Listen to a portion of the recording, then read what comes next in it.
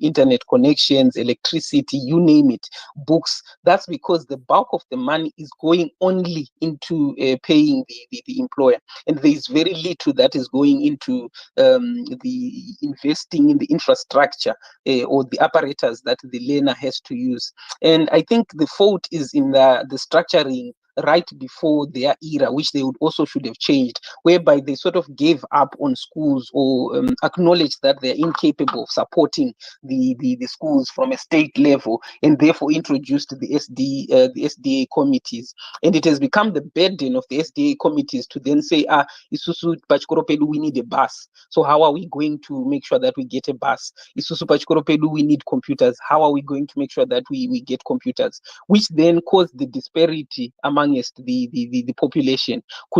If an SDA committee is set up of people that are in, let's say, CPT, they can come up and say, okay, we'll increase this amount on our school fees. They have the liberty to do that, or we'll collect this amount from our students and their teachers, then we'll get ourselves the computers. But people in Rushinga cannot do the same. People in Nyadoa, Nyakomba, the peripheries, down there, Notito, cannot do the same. They cannot amass the same amount of wealth. So already then you have a dispersion, a great difference between the learners because of how the state has given up control or participation. So I think I would want a government that is ready to also correct that, take back the mentor, and not just to the point of paying for an educator.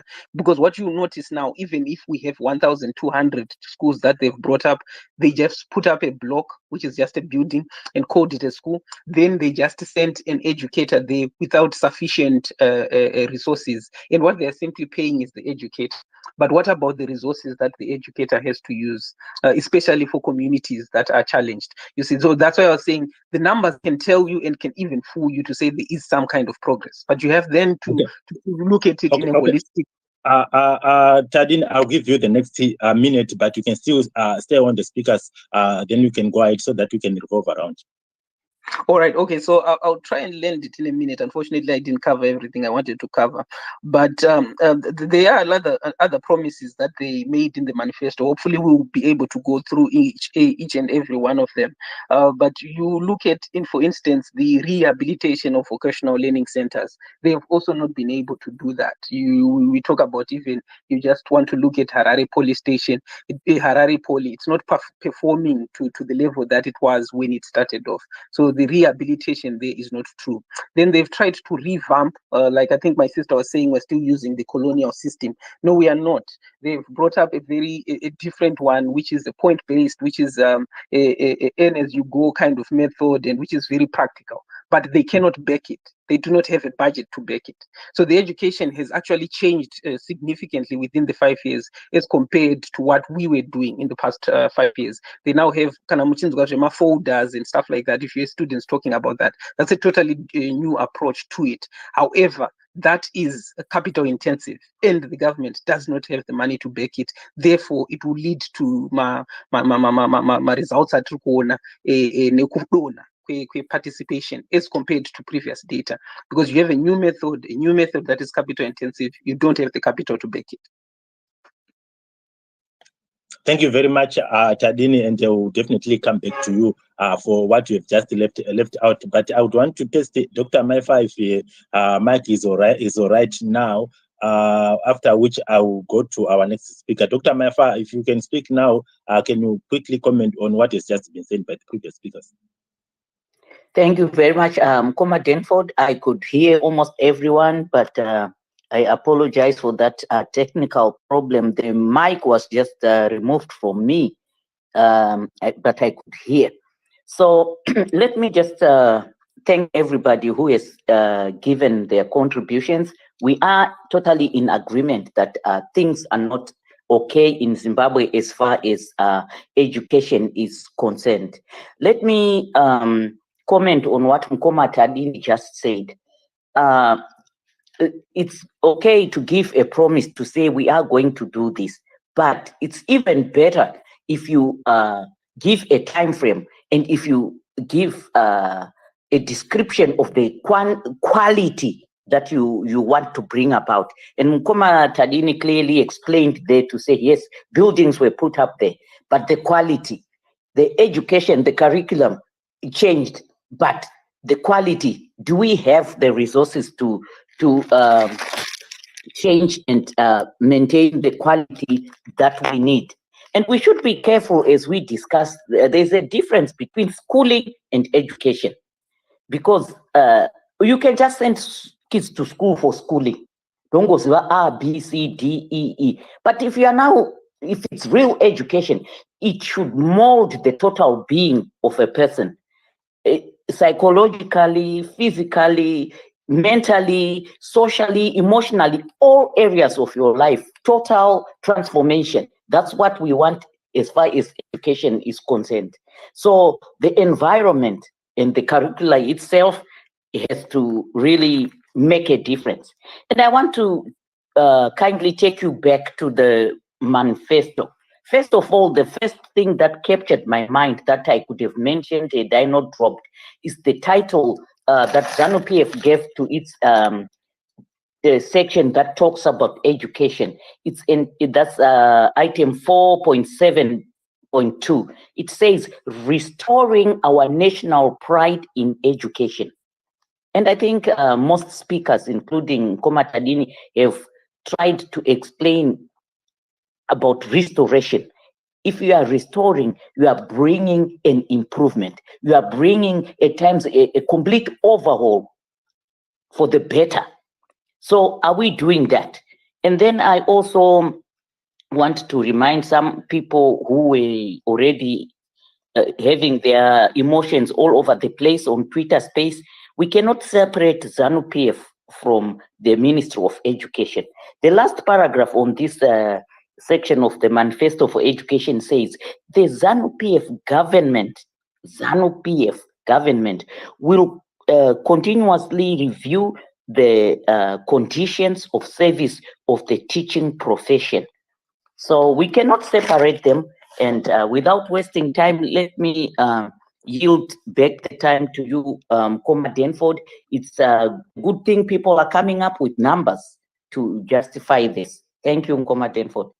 Thank you very much, Dr. Maifa. And as you rightfully talked about the restoration of the teaching profession, I would also have wanted to implore the next speakers to say, in as much as we are talking numbers, in as much as we are talking the curricula, as much as we are talking of these other things, let's also not forget the welfare of those the personnel that is giving the children the so much needed education. We need to talk about their welfare. How are they being remunerated? Because I remember just soon after the 2020 COVID the pandemic, we had a situation in which about half of the Zimbabwean teachers downed tools because they were alleging that they were earning something between 50 to 75 US dollars, and they actually said they wanted it reviewed upwards to around 500 US dollars. So as we deliberate, let's also not forget about them. But let me give Mkoma Dobbs a chance to speak, and let's restrict our submissions to the 3 minutes that I've talked about. Go ahead, Mkoma Dobbs. Yeah, thanks a lot. Don't hesitate to remind me if I went over, because I still have a lot of things to discuss. Yeah, but it's their own constitution or what manifesto to say what they write, the ZANU-PF. So we are not being political. We are analyzing to say what we have been promised by ZANU-PF, to say how does it go. I will probably start with they promised us to construct schools in all resettlement areas acquired under land reform program. And they even went further to ensure that within every 2 kilometers, there will be a school. But even if you go to other areas which were just communal lands, schools are still further away, about 30 kilometers or so. We really struggle with sometimes to send people our kids to school because of rivers, if there's flooding, if there's the other issues. And one have to be probably all that strong of a to travel for those ones, for such a distance. That is one of the issues where we still have to, which need to be really addressed, because it depends on the demographic area to say a school might be even near, but there's no access to it when they, in terms where there's flooding. Then we also have to look, even if we go to higher on, to say on higher education, we understand to say they have promised to say they are going to increase state university through promoting all polytechnics and the vocational training centers to university status. They did not even attempt to do that. We don't know for the reason why. It's up to them. But what really, the issue which really disappoints us a lot is probably the issue when they promise to say they are going to give loans to all the students in our national learning institutions, and they did not even attempt to do anything. At the same time, the manner in which they increase the university fees is very disappointing. It's very frustrating even to the parents themselves, because we find out to say probably a semester just open when kids are already, when students are already attending this case, then suddenly the university fees are increased. And then even for us parents, we haven't prepared for that. Considering the distance where those students come, even to recall them to say, can you come back home? We haven't budgeted that money for transport. We know how expensive transport is nowadays.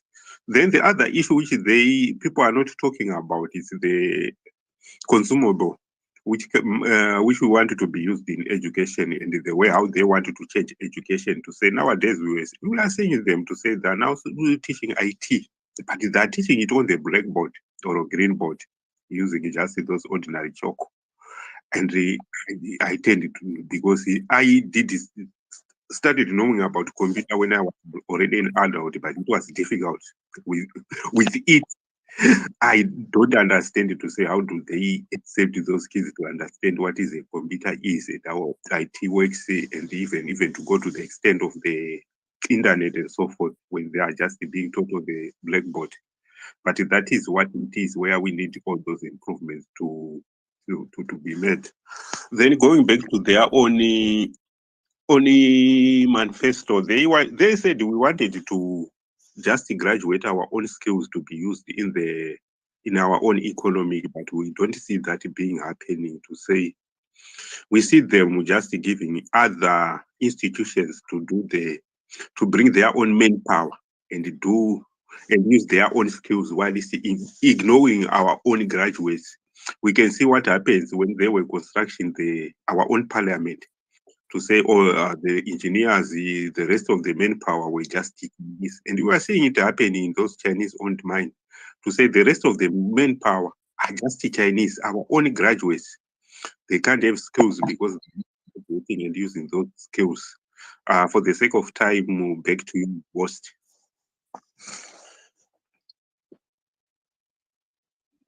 Thank you very much, Mkoma Dobbs. I think, unfortunately, I don't see anyone that could bring about a divergence of views. Yeah, okay. Let me go to AZ Zimbabwe. Let me go to AZ Zimbabwe. After which we go to Mkoma Zimbabwe. AZ Zimbabwe, go ahead. Right. There are a lot of contributions here, very positive contributions, and very true. Unfortunately, unlike others, such as he's very good with these numbers. And I'm not that good with numbers, so I'll give my submission from the point of policy. Like, I mean, and I understand the policies better. And the problem with Zimbabwean education, and not only should we say Zimbabwean education, but probably with the rest of African education, is that the manifestos that we get are akwanise kusolva problem edu yatinayo kuti pane apa contribution yekuti if you look at China, people can actually go outside of China to be educated and then to come back to China and let that education benefit the Chinese people, right? But what we do here in Zimbabwe, at the very most, tikatogonesesa tenda dzidzisa vanhu vakati wandei in a class of 60 40 students makaenda kuuniversity. Those who go to university, maybe let's say in pa 20 vachona, 10 vachona ndo vakasara vari mastreets vari muZimbabwe, 5 3 vakabudirira vanenge vari mumakambani mumehama dzavo or politics. Kana vazhinji vachona vakabuda vanenge vachienda kana kuti kunze kwenyika. That's how we do. We educate to export. So the problem that I think that has to be also be addressed. If I'm going to give my analysis of the manifesto, where it lacks for me, I think inequality on what exactly are we supposed to educate people about. Most importantly, I'll go back to the core values of one of the problems that we have in Africa. We want education to solve our problems as Africans, to get rid of poverty. We need to make sure that education helps us develop as an African, as Africans, as Zimbabwe as a whole, right? Africa at large. We need education to be instrumental to doing those things. But how do we do that? Can I pay education actually, address our problems? The biggest problem in Africa, like, or let me say specifically to Zimbabwe, we have a very big problem of industries. And when you talk about industries, okay, we have got the primary industry, those people who deal first hand with resources. Turn to secondary industry and once I could process those resources and come up with end products. So for the tertiary industries and don't provide my services yet. In Zimbabwe, we are very good at educating people. Sometimes the primary industry, yes, and then mostly we educate people to tertiary industries. These are people who provide the service of teaching, the service of medical treatments, and my doctors, yeah, some my lawyers, right? We have got people under accounting. But the problem with these things, these people will never, ever at all improve Zimbabwe. Kana musina the secondary industry, because what happens is the primary goal, the primary source of money for the tertiary industry is to just wait for someone to get sick, to get treatment, is to wait for someone to commit a crime or to be accused of a crime so they can come looking for a lawyer, or it is to just simply wait for someone to want an accountant. So Mariama tertiary industries, we get that money from sucking at a cow that is already making its own milk. We just have got people who are waiting to suck, and we are making more people who are waiting to suck. So what happens is that that's where they can get maybe that's where they may be able to have more people who can pay for the services that they are providing. So education or go number one, or what I would be expecting to see in manifesto, or my complaint in that manifesto, and something that I've never seen these politicians trying to fix, is an issue of making sure that education is irrelevant to what we want as Zimbabweans, especially industries. That is a very big problem in Zimbabwe. We are not use it. You see my accountants and the number of my lawyers, and most of those courses, if you see most of them and the number of the students that they recruit, and satisfy either the primary industry or satisfy the tertiary industry. Secondary industry, it's just a bit. So Zimbabwe, as you learned now, I would want you, if you've got the idea about what has been said by Tadini about the building of schools, do you agree with what was said by Tadini to say the government of Zimbabwe built 1,200 schools within such a period of time? If you've got that idea, and even those who would want to come up would want us to be elaborative on that, in the next minute, please, if you can say that. Okay, building of schools, the statistics, I don't find anything very difficult to believe about building about 1,000 schools. Malawi alone here, last year, I think it was from August up to December, it built about 2,000 schools. Of course, country donor funded, of course, but it happened. So, and my problem, or where I was actually specifically pointing, is you can build as million schools, right? But if they don't solve the problems which Africa has or Zimbabwe has, or okay, you know, you can even look at the general setup education system. It is so based in English, but that does not help us as Zimbabweans to actually learn better. Because Russia, the first thing that they do is, if there is a new concept or a new scientific whatever it is to translate it to Russian, to their local Russian languages, so that they can teach it better to their kids and contextualize it to my textbooks in their own language. What in my universities, you have to learn their own language. So okay, thank you very much. Zimbabwe, I would want to implore you to stay there. I see you've got so much of content, but for the sake of everybody speaking, let's just give just a moment. I'll give you another chance. Don't worry, we still have a lot of time here. Let's see from Zimbabwe. After Zimbabwe, we go to Nkoma Smarters, and then Nkoma Champion. Mine is a rebuttal. Please. Mine is a rebuttal, Danford. Just a rebuttal. It's I don't think I will need more than a minute for my rebut.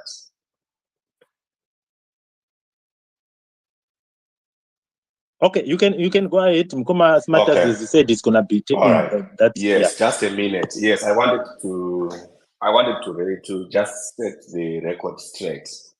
The information that we have from the budget, from the literature that's available, from the Ministry of Finance, does not support the lie that ZANU-PF government has built 800 schools, 900 schools, or 1,200 schools. So that's a lie which needs to be dismissed, right? If you look at the numbers that we have, you look at the budget from projects, various government projects, the maximum that you can give to this ZANU-PF, government in terms of schools, the maximum cannot exceed 50.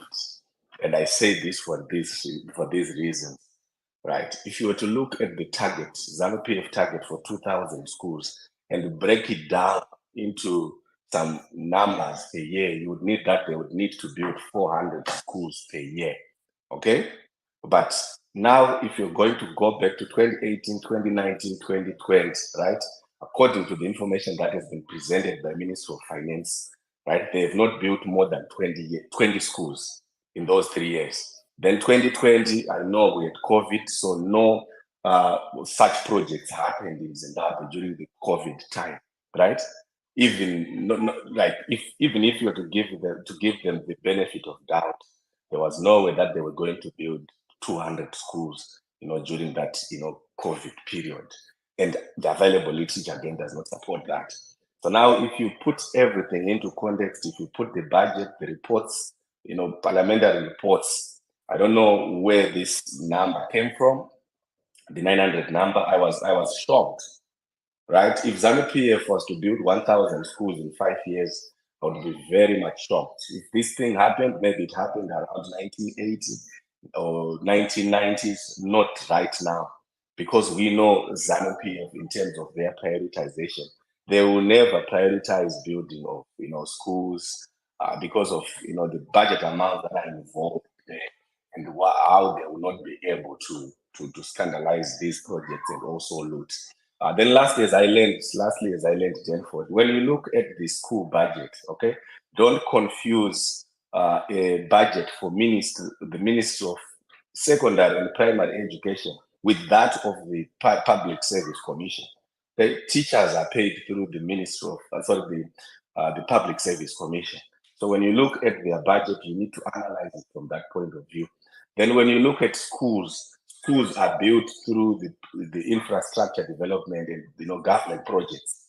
So when you're going to bring some numbers here, let's look at those budget lines and ask questions around those ones. Otherwise, we'll go back to 2013 and present some information that's not correct. Thanks.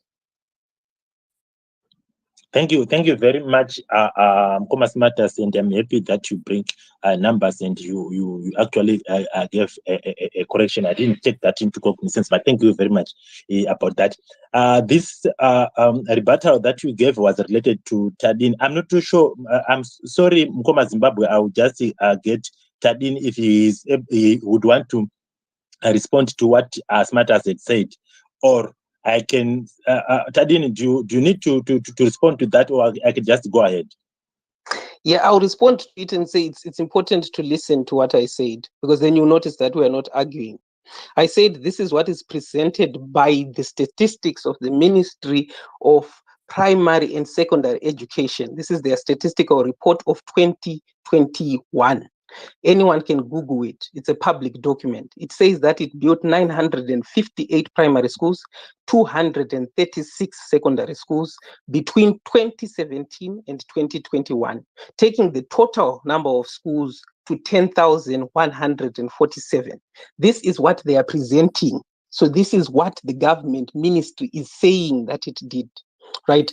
Now you can choose to believe, and I think I made this very clear, that you can then look at that data depending on how you trust the government and say, okay, let's assume that they're being honest. Even if they're being honest, it doesn't make sense, because you can just put a block of a house there and then just send a teacher, because they also report that we've been able to increase the number of teachers that attend there. It still doesn't make it a sufficient school. So this was me running on the assumption that what they've reported is true. And I don't see where the rebuttal is. I think what he's stressing is you shouldn't believe the data, which again I pointed out to say you can choose to believe it or not. However, to me, even if that's the number they present, it does not speak to success or them fulfilling their mandate or their promise that they had set out in their constitution, because now we have to assess the quality of that school that we're talking about. We have to assess the quality of the educator. We also have to assess the environment and the apparatus that the learner is using, and whether we have sufficient money to cover that and to be able to support the type of education that we want and that we're talking about. So we are speaking about data that is available, and then what Smarters is speaking about is an analysis to dispute the data that has been presented by one ministry. You see, to say it does not make sense, but that is data that has been presented. The same way I can start to dispute the statistics that is being given by the Statistical Board of Zimbabwe in terms of our population. I can also dispute it and say that this institution is not trusted in terms of how it reports. But I don't see where we are disagreeing. That's why I said when I'm speaking, understand that I am not supporting ZANU-PF or not supporting it. I am simply talking about what has been presented and what then that means when we start to assess it. So if we were to go with the 1,200, they haven't met their mandate. They haven't met their mandate. They haven't met the quality, and they cannot deliver in terms of the education plan that they have set out. That's why I even pointed out to say they have changed. We have a different approach that they're using, but they don't have the money to fund that approach because it is demanding. So I think sometimes we might think that we're arguing when we're not. The argument would be whether they reported as true or false. I think, and that's the assessment that I'm getting from what I'm saying, to say it doesn't make sense when you now bring in the performance of the other ministries in comparison to that particular ministry. Okay, thank you, Tadini, and Smarters. I'm only going to give you 1.5 minutes because we are likely going to be having a back and forth thing. You see, I'll give you 1.5 minutes to respond to that, and then we'll go to Mkoma Zimbabwe. Okay, thank you so much. You know what? Apologies. Yeah. Apologies, host. Apologies, Dr. Smarters. Mkoma Denford, we have Dr. Takavafira in the space. I invited him to be a speaker, but maybe my invitation did not go through. So maybe after Smarters, you could introduce him and we move on from there. Dr. Ajo, please accept the invitation to speak. Okay, thank you very much, Dr. Maifa, and Mkoma Smarters. Go Okay, ahead. thanks so much. All right. I have got so much respect for Tadini as a researcher, okay? And I respect him for this reason. When he's putting through his arguments or his analysis, there's one key thing that he pays attention to. it is the bibliograph or the reference, the source of information. Okay, so when it comes to present, obviously it doesn't just come up and throw in some numbers, but he pays attention to where those numbers are coming from. So I was just expecting him to just read through that article, right, where he's bringing in the 1,200 and some of the things that were pointed out in that report, because we cannot leave this space now believing, with people thinking that the government built 1,200 schools, right? Just by picking a report, a claim that was not supported by anything. It was just a claim, right? In a Herald, where Herald was saying they reported that the government built 1,200 schools, and this was according to something that was said by the Minister of Primary. Then you now want to cite that as information that's coming from the Ministry of Primary and Secondary Education. No, that's not it, right? So that's where my rebuttal was mainly based on, to say, right, we are presenting figures. We are just not going to go on Wikipedia.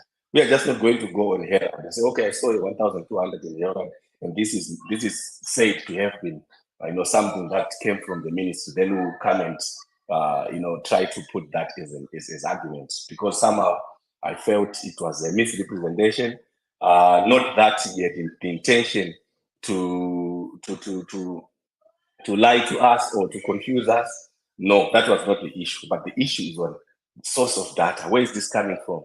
How was it structured in the Herald? Okay, just like someone coming to say free education by 2018. Then you come through and say, according to Ministry of Education, free education was introduced in 2018, right? We need to look at this article, look at the sources of data, look at the breakdown. Say if they were to build 1,200 schools, as per their claim, right? Let's look at the breakdown, right? When were these schools built? Who is saying this? It's Herald.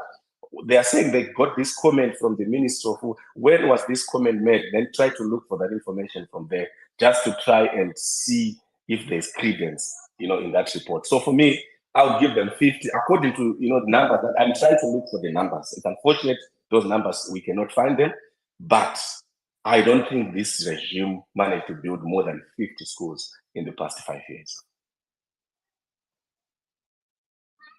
Thank you very much, Mkomas Matters. And if you, I know Kwamuru kwa matomuka kwa unorara. So can you just stay on the speakers and then I personally have got a number of questions that I would want you to articulate to. As we are waiting for Dr. Takava Fira Jo to come, I've sent him a request to speak. Can you kindly accept that? But as we wait for you to come up here, let's have Zimbabwe speak, after which you go on to Mkoma Champion and then Mkoma Jabulo. Go ahead, Zimbabwe. Hello, Magadinigo. Thank you very much, host, for the space. Co-host, Dr. Maifa, Tadini, Smarters Champion, Jabulo, Nicola. Thank you very much to and Zimbabwe Atmosphere. I'd like to thank all the listeners as well. One of the challenges that I have and the things that I always do, just going by the back and forth that has been between Smarters and Tadini, is I always ask myself,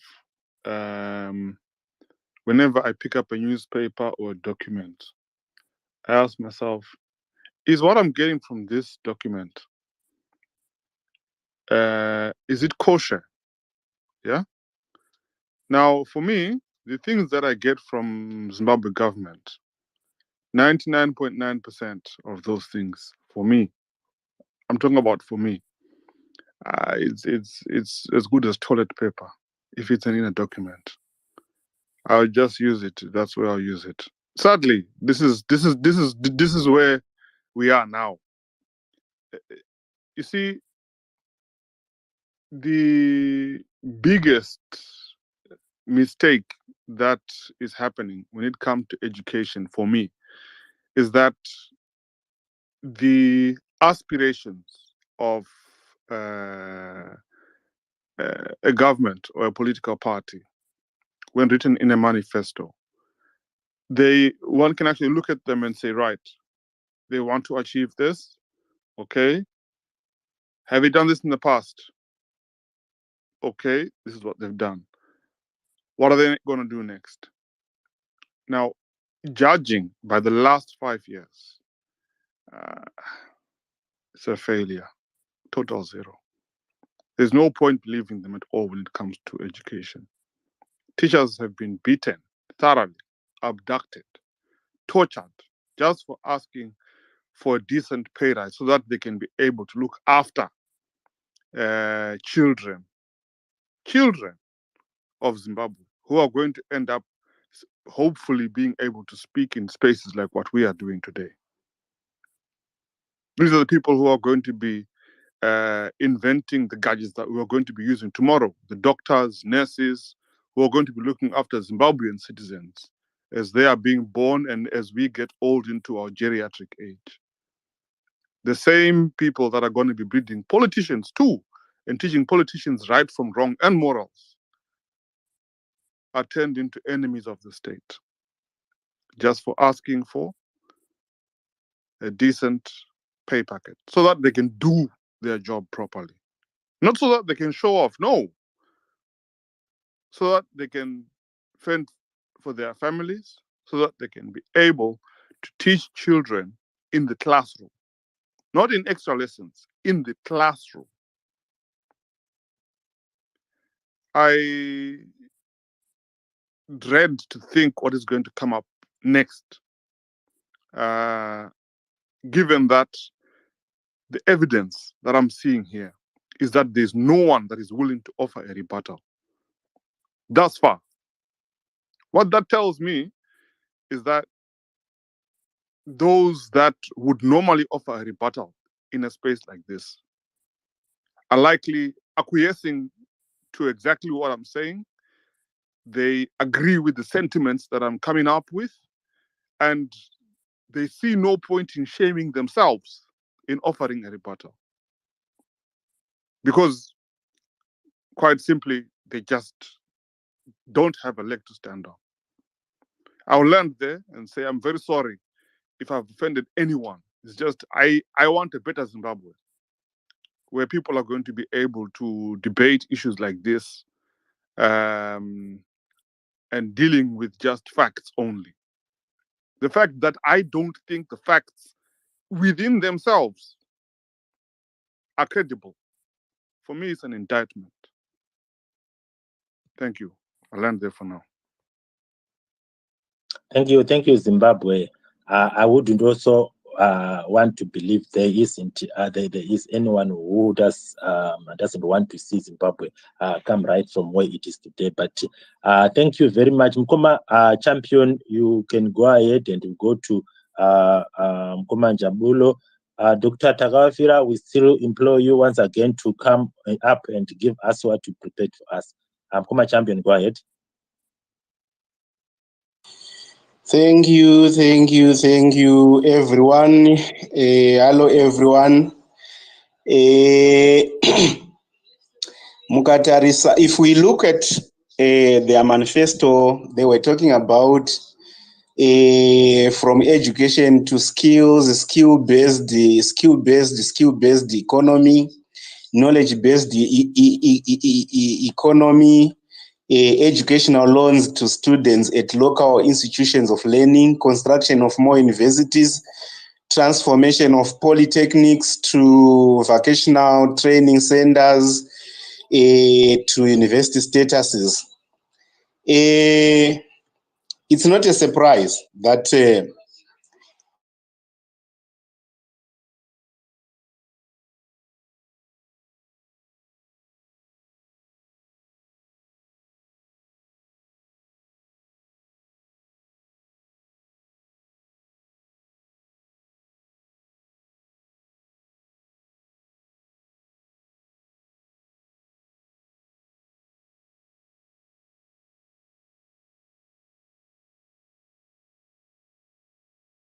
know that by then teachers were happy to have such a pay. But now teachers are like, what is now happening, to be honest with you, is that teachers are now organizing secret lessons to students whose parents want their learners to learn.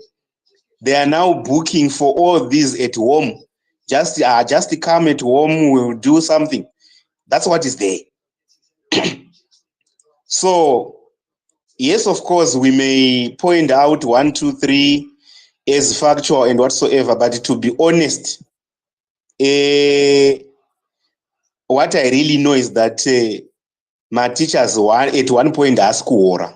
My educational loans, akapedzera nguva yedu isusu, I think that was 2005. Handiziva hangu maybe after, if there is any other facility, but there is nothing. Because the time yatata ma3rd year isusu, panga pakutaurwa nyaya yebonding yokuti ukapuwa loan unofanira kushandira hurumende for 3 years and whatsoever, which was against some of us what we wanted, because isusu taingoda kungotoqualifya zvedu totosiyawo, because zvazvisina chimiro. Saka kuti titaure zvedu kuti manifesto iyi pane chakahwiniwa, inini hangu handidi kuti nditore nguva yakareba. Ndongotaura hangu tsumo yangu yandoda kungosiya ndataurira vanhu vese vari panapa, kuti kana zviri sezvizvi tinongoti totenda yavira shambakodzi yedemhe, toonana hedu.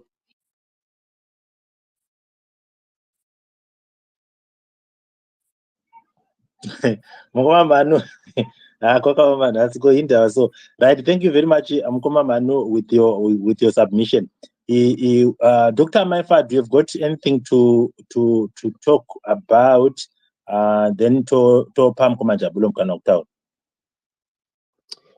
Thank you very much, Mkoma Denford. Thank you, Dr. Smarters. Thank you, Mkoma Tadini again, and thank you, Zimbabwe and Mkoma Champion, for your submissions.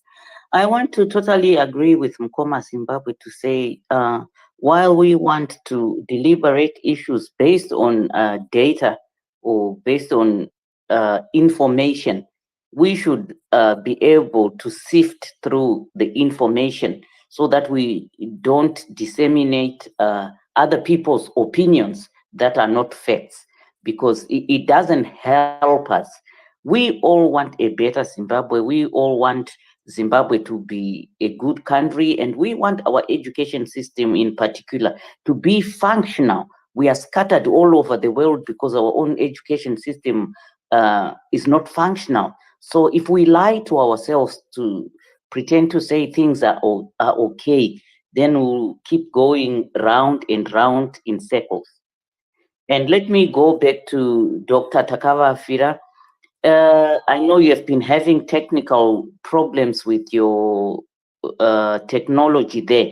If it is possible, you could give me a WhatsApp call, and then I will open my mic so that you address us through the WhatsApp call, if it's okay with you.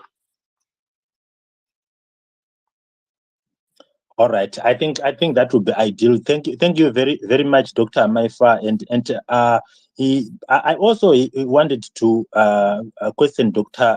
Jo about events. Yes, we are talking about budgets, we are talking about numbers, we are talking about curriculum, and so on and so on.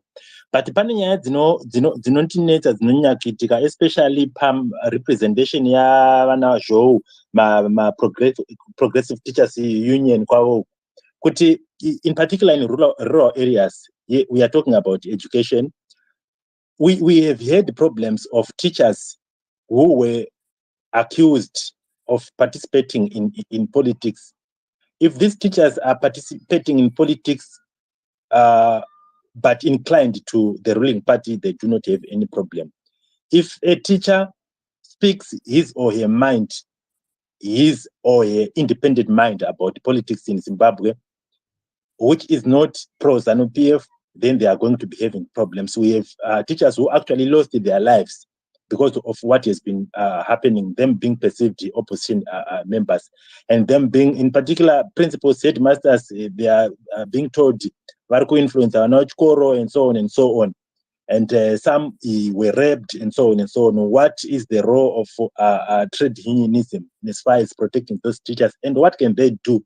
Is it constitutional? So we wanted to have answers from you, but as well, even Repopma speakers, we expect us to also diversify our discussion to get to such issues. So that is not bad, because ZANU-PF pa manifesto yayo vakataura nyaya yekuti they want to uphold constitutionalism, and by so doing it means vanofanira kuregera vanhu vachoose zvinhu zvavanenge vachida, including matichers iwayo. So these are some of the things that I thought you should also include. Ngoba Njabulo, you can go ahead. Good afternoon, everyone. I'm hoping everyone is okay. Quite a very relevant discussion that we are having. I wish we could have more discussions like this to look into things that are affecting the present and that are going to become a burden also in the future. Because if we don't address the issue of the education, this is going to be a problem in the future. It means we are not creating a future, a prosperous future that we want for Zimbabwe if we don't really look into the education system. But I just want to go back and address the issue when we look into these issues of manifestos and stuff like that.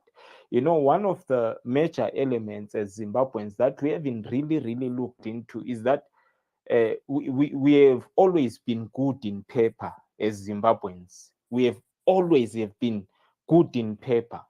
Go even up to today, look at our track record, what the report from the World Bank, look at the inflation, look at the promises, even the World Bank has written about Zimbabwe. It's quite amazing. But you go to the ground, the practicality, the reality on the streets, it's totally opposite to what the World Bank has even written about Zimbabwe. You see, Zimbabwe has always been good in paper. I don't know why. You go back into Zimbabwe, you go back to ZANU-PF's manifesto since 1980.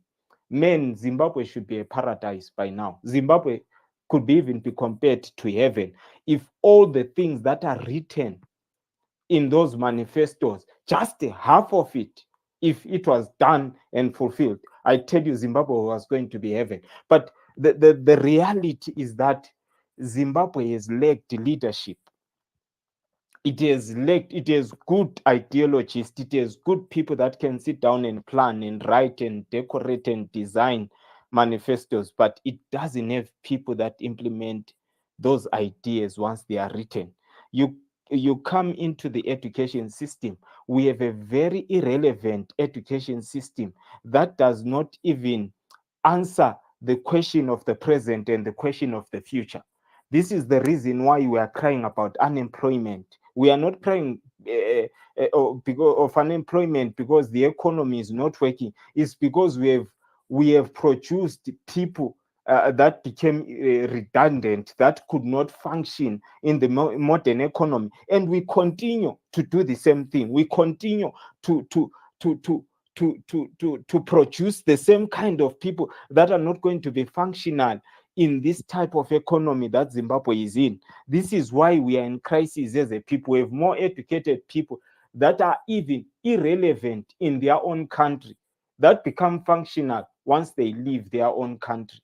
We have like right now, we what does Zimbabwe need? And what Zimbabwe need, we could have had an education system that was supposed to address the future so that people are prepared for the future. We are going to fourth industrialization. We're still struggling with electricity. We are not producing,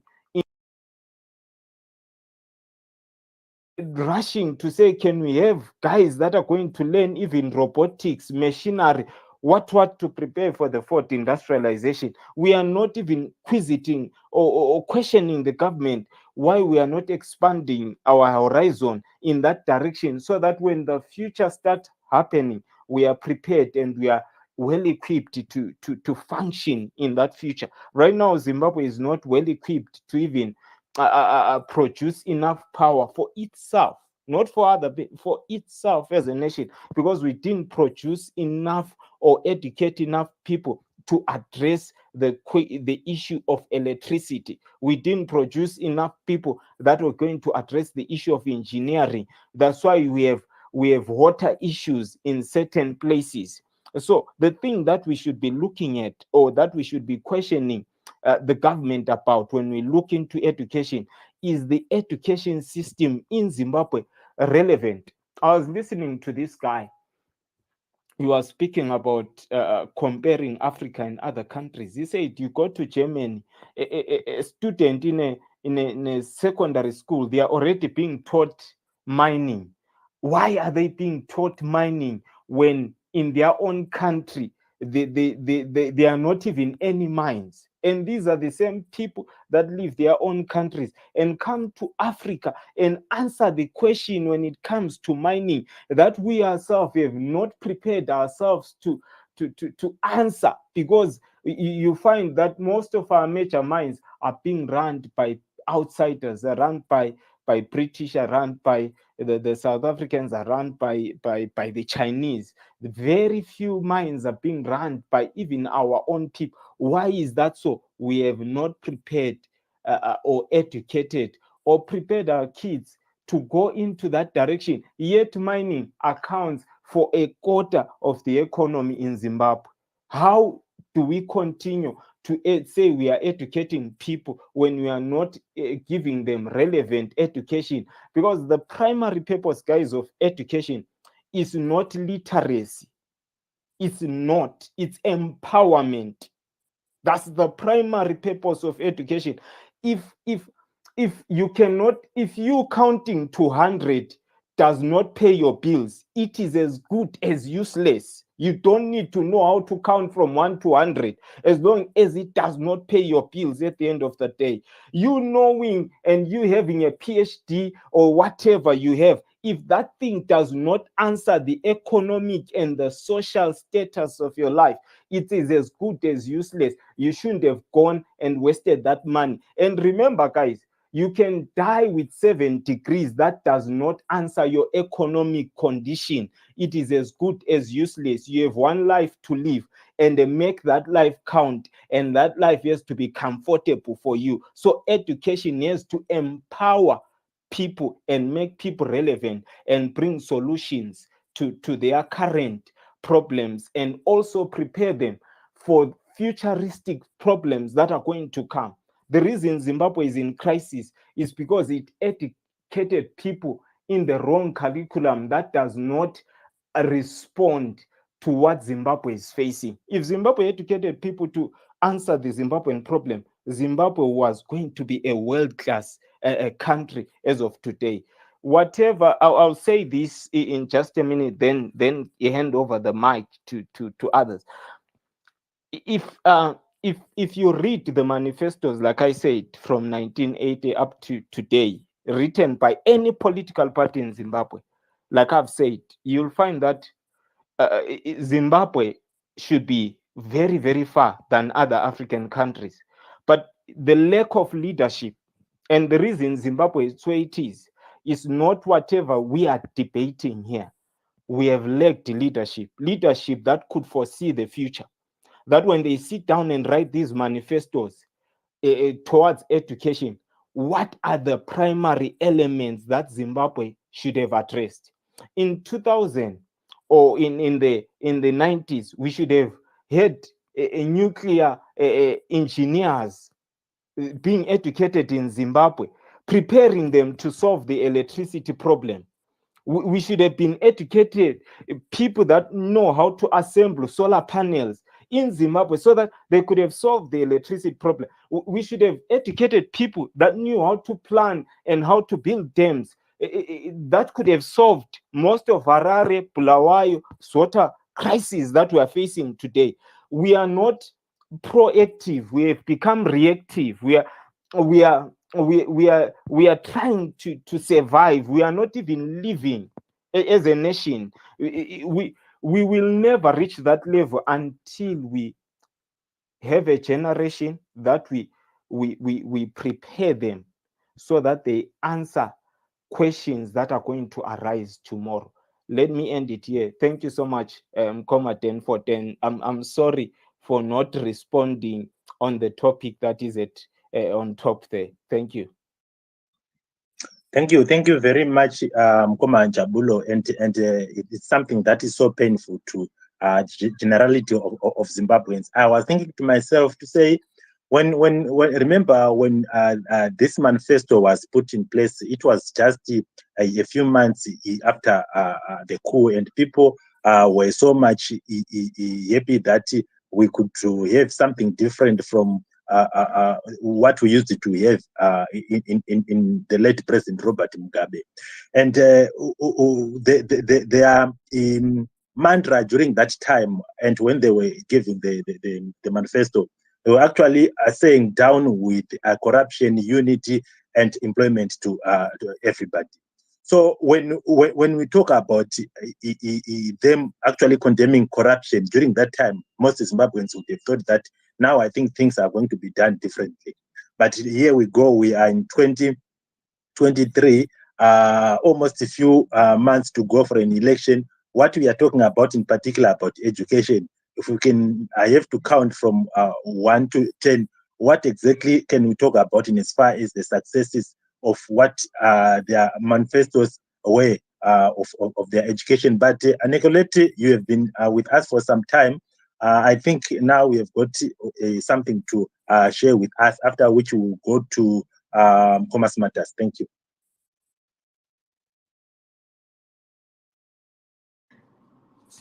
Hi, Denford. Thank you.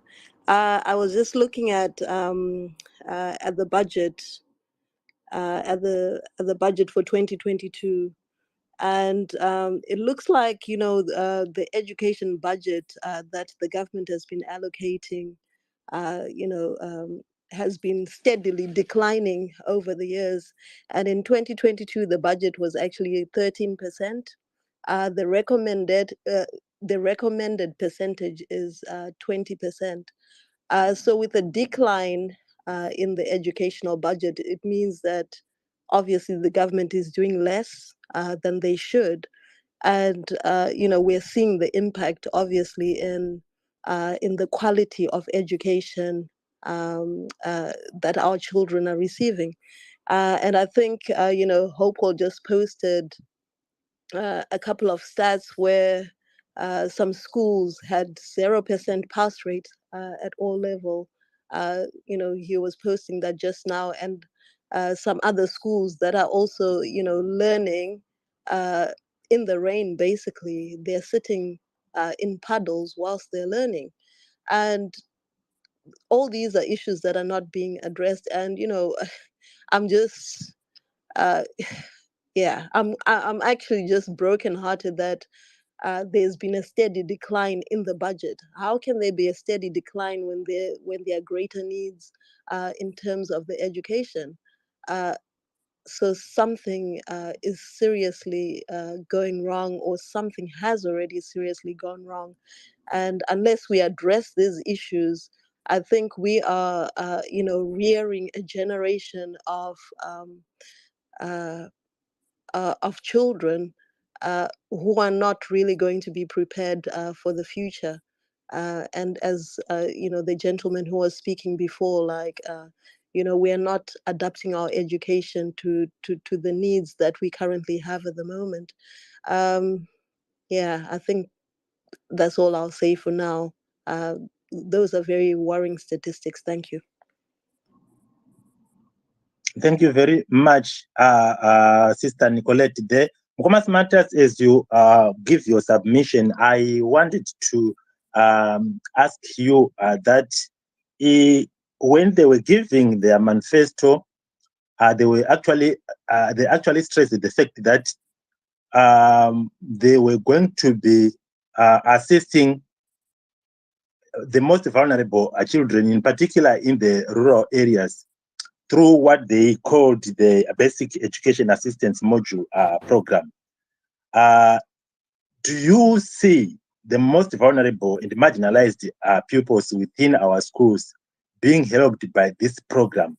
More specifically, as we have realized that by the end of 2019, the BEAM program was owed an estimated $81.7 million US dollars. Do you see the students being helped? Go ahead, Nkomas Matters.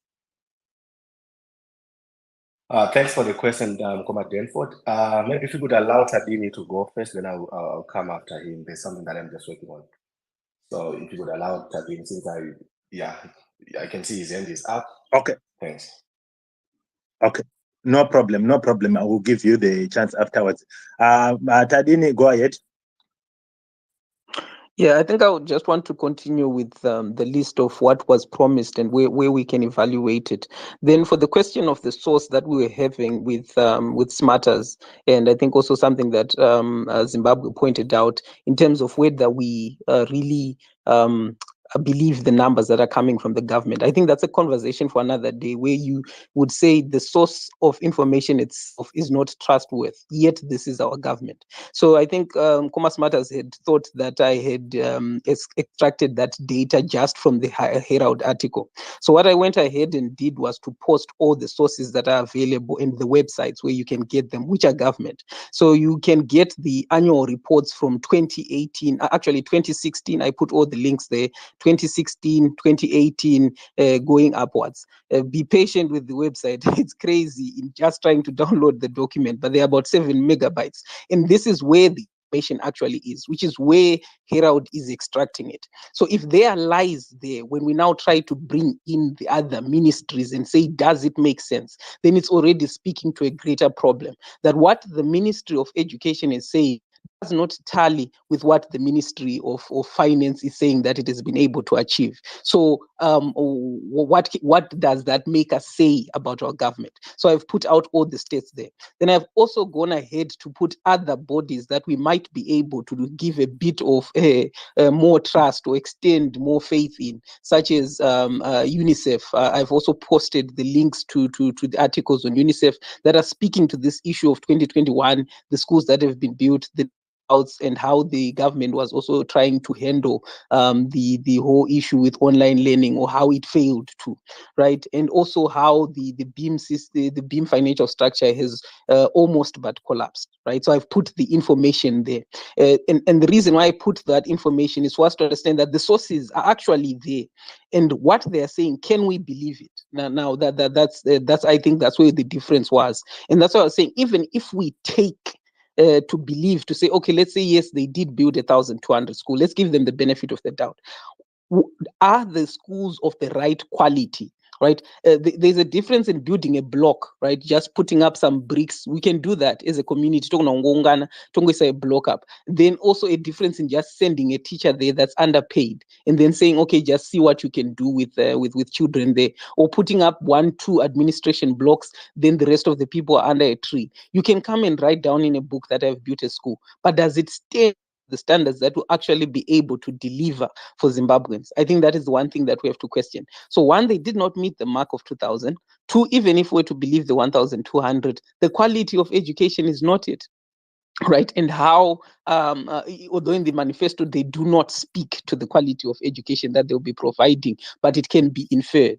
And hopefully, for the other political parties, people will also speak about what kind of education they're envisioning. And I think that will speak to what my other brother Jabulo was talking about, to say, is the education speaking to the demands, the needs of our country, right? And in just a pushback to that, I think the education, in terms of how it is structured and intended to deliver, would be able to produce the people he was talking about, engineers that can resolve our energy crisis, scientists that can look into it. It can deliver in terms of those requirements, but it is under-resourced for it to be able to do that. So in terms of it being written down, could you know, this is what we want to do, this is what they're going to learn, this is the curriculum, this is the experiment, and this is how we're going to encourage creativity. It is there within the paperwork, but do we have the money to back it? And now this is going back to the budget, which is something that Mkoma Dobbs said, and I think we had a bit of a person who was trying to push back on it. I also put UNICEF and the UNESCO report on that, to say, if you look at it, 73% of the education expenditure goes to the paying the costs of the educators themselves, and only 7 to 10% goes to the investment in infrastructure. Whichever way you look at it, whether you're saying it is coming directly, is being injected into the, for instance, the Ministry of Primary and Secondary, or we're looking at all the broad sources that would bring in the funding that looks specifically to education as a whole in Zimbabwe. Only 73%, which is a large chunk of that, is going to just costs a human resource, right? Before we even talk about investing within such as the apparatus that the learner is going to be using in order for them to be educated. And that again is a problem. How would that speak to a successful government, a government that made a promise? In my own view, I think it still points to them having failed. What they might have managed to do, which they also didn't meet their mark, is to just put up a infrastructure that supports it or stands as a school. Then lastly, we go to the issue that they mentioned in terms of promoting relationships with the industry. We want to have a relationship with industry, encourage industry to be able to take in students and to promote students. What industry are they talking about? Which industry is there that will be able to consume the millions? The number of students that are going into secondary and that are going to tertiary has increased. The reports also talk about that. So what industry is there for you to be able to have that partnership? So now this goes beyond the realm of just the education. It talks about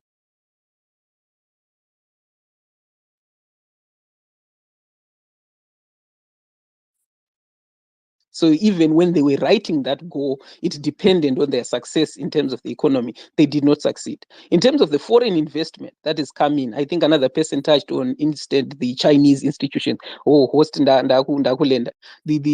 Chinese and how they're investing. They are also bringing in their own professions. So again, that relationship cannot be built between industry and academia. That relationship cannot happen with the current partners that we have in investment, mama Chinese entities. And the majority of what we are doing within their work, even in the parliament, is the manual, the meager jobs, and that is not going to speak to what they wanted to achieve here in terms of education. I think and hopefully people will interact with the articles that I put out there, and then look. Okay. Yeah. Thank you very much, Tadini. But before you go, maybe in 30 seconds, when you see what we were promised by ZANU-PF in 2018, and now we are getting to the last months of its being in existence, would you reasonably persuade someone to maintain the status quo, or you as a person, if you were tasked to vote, would you say would want to have a status quo remain, or to move on to something else that can give us better? Please don't ask him that question. I object. I object. Because Dr. Smarters, I was going to pledge the fifth. I shall not say anything that incriminate me, but just for the sake, I will engage you on that one, host. I think when we break down and then someone presents to say, as a government, this is what we want to do for education in the coming up election, the question has to be, how did you fail when you had the means and the resources? And what guarantee do I have that now you are not going to fail? What is it that you have done that's going to change? And I think that's going to be a very difficult question for ZANU-PF to answer, you see. And that is why I speak to the necessity of manifestos within all political parties to say, okay, people are going to be out there shopping. They want to hear different promises or the same promises that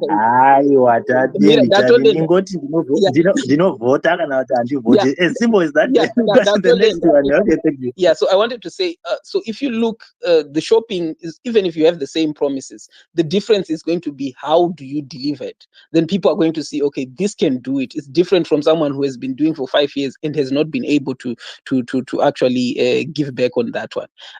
Then lastly, just as a joke host,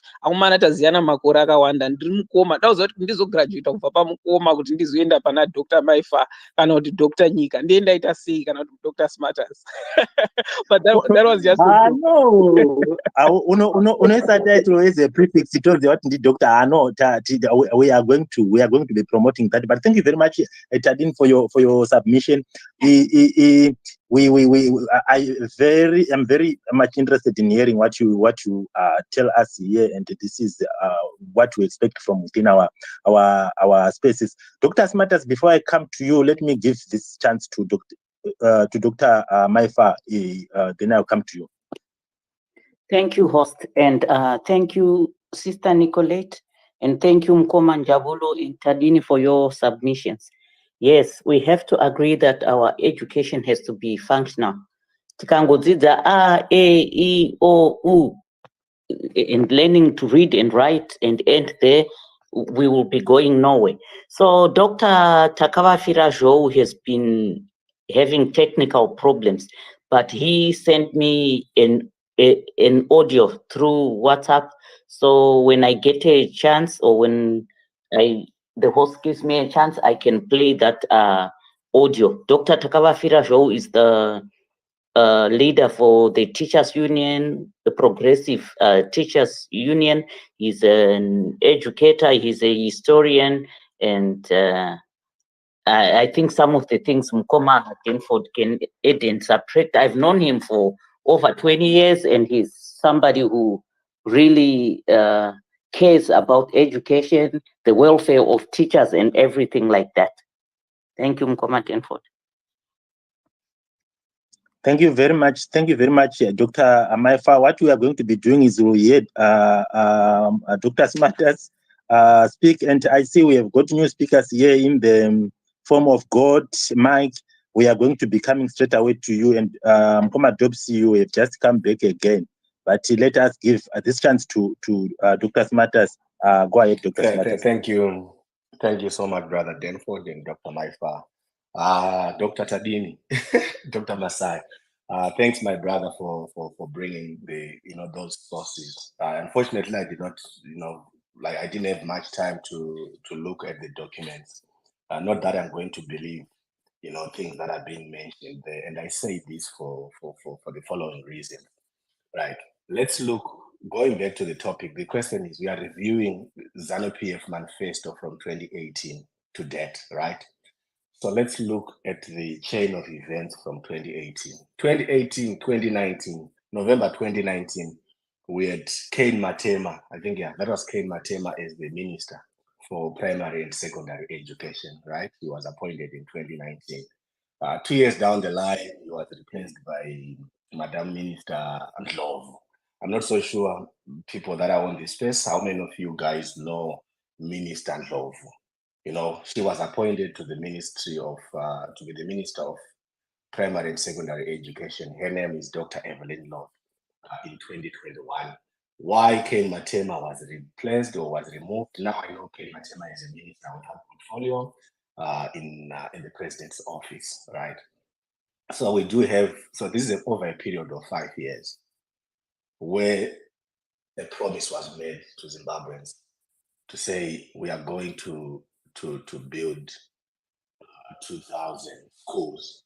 And remember, this is being promised against the, I would say, the vision and mission. If you look at the mission statement for our Minister of Primary and Secondary Education, it touches on the quality, right? It just doesn't, give us the, the quantitative data, but it looks at the quality of education, right? That they endeavor to make sure that they improve the quality of education. And in this, I want to respond to my fellow friend and colleague, Tadini, there, to say, Tadini, if you go to Binga today, if ZANU-PF government can deliver just a classroom block, that's a huge milestone by ZANU-PF standards, right?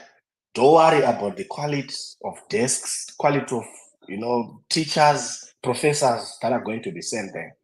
But for the children, that are currently learning under trees, just to deliver a roof over them, and by ZANU-PF standards, that's a huge achievement. And I say this, also having looked at what our fellow brother Freeman Chari has achieved over the years. in trying to, build some blocks for the kids, right?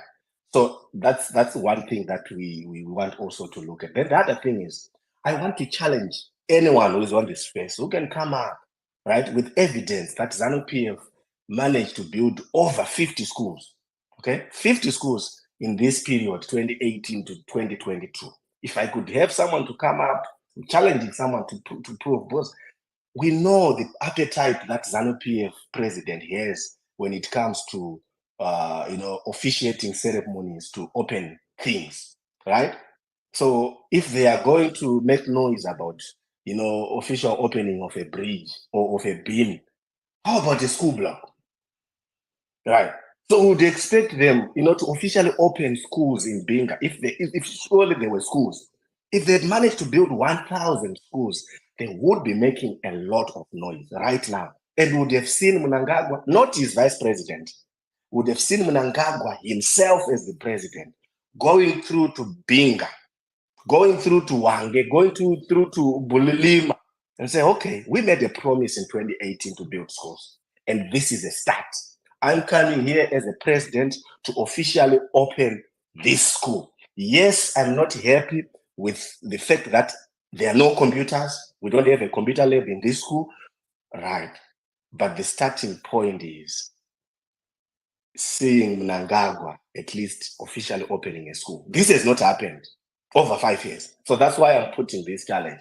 Now, going back to Mkoma Denford's question, Mkoma Denford, you spoke about, attempts to help the disadvantaged through various, school programs. The question that I always ask is, whenever you see ZANU-PF making a promise, one thing that you need to ask yourself is, what's in it for ZANU-PF? Okay? Before you go to the people that are going to benefit, you need to ask your question to say, okay, there's been a promise to build the Mbudzi interchange. What's in it for ZANU-PF?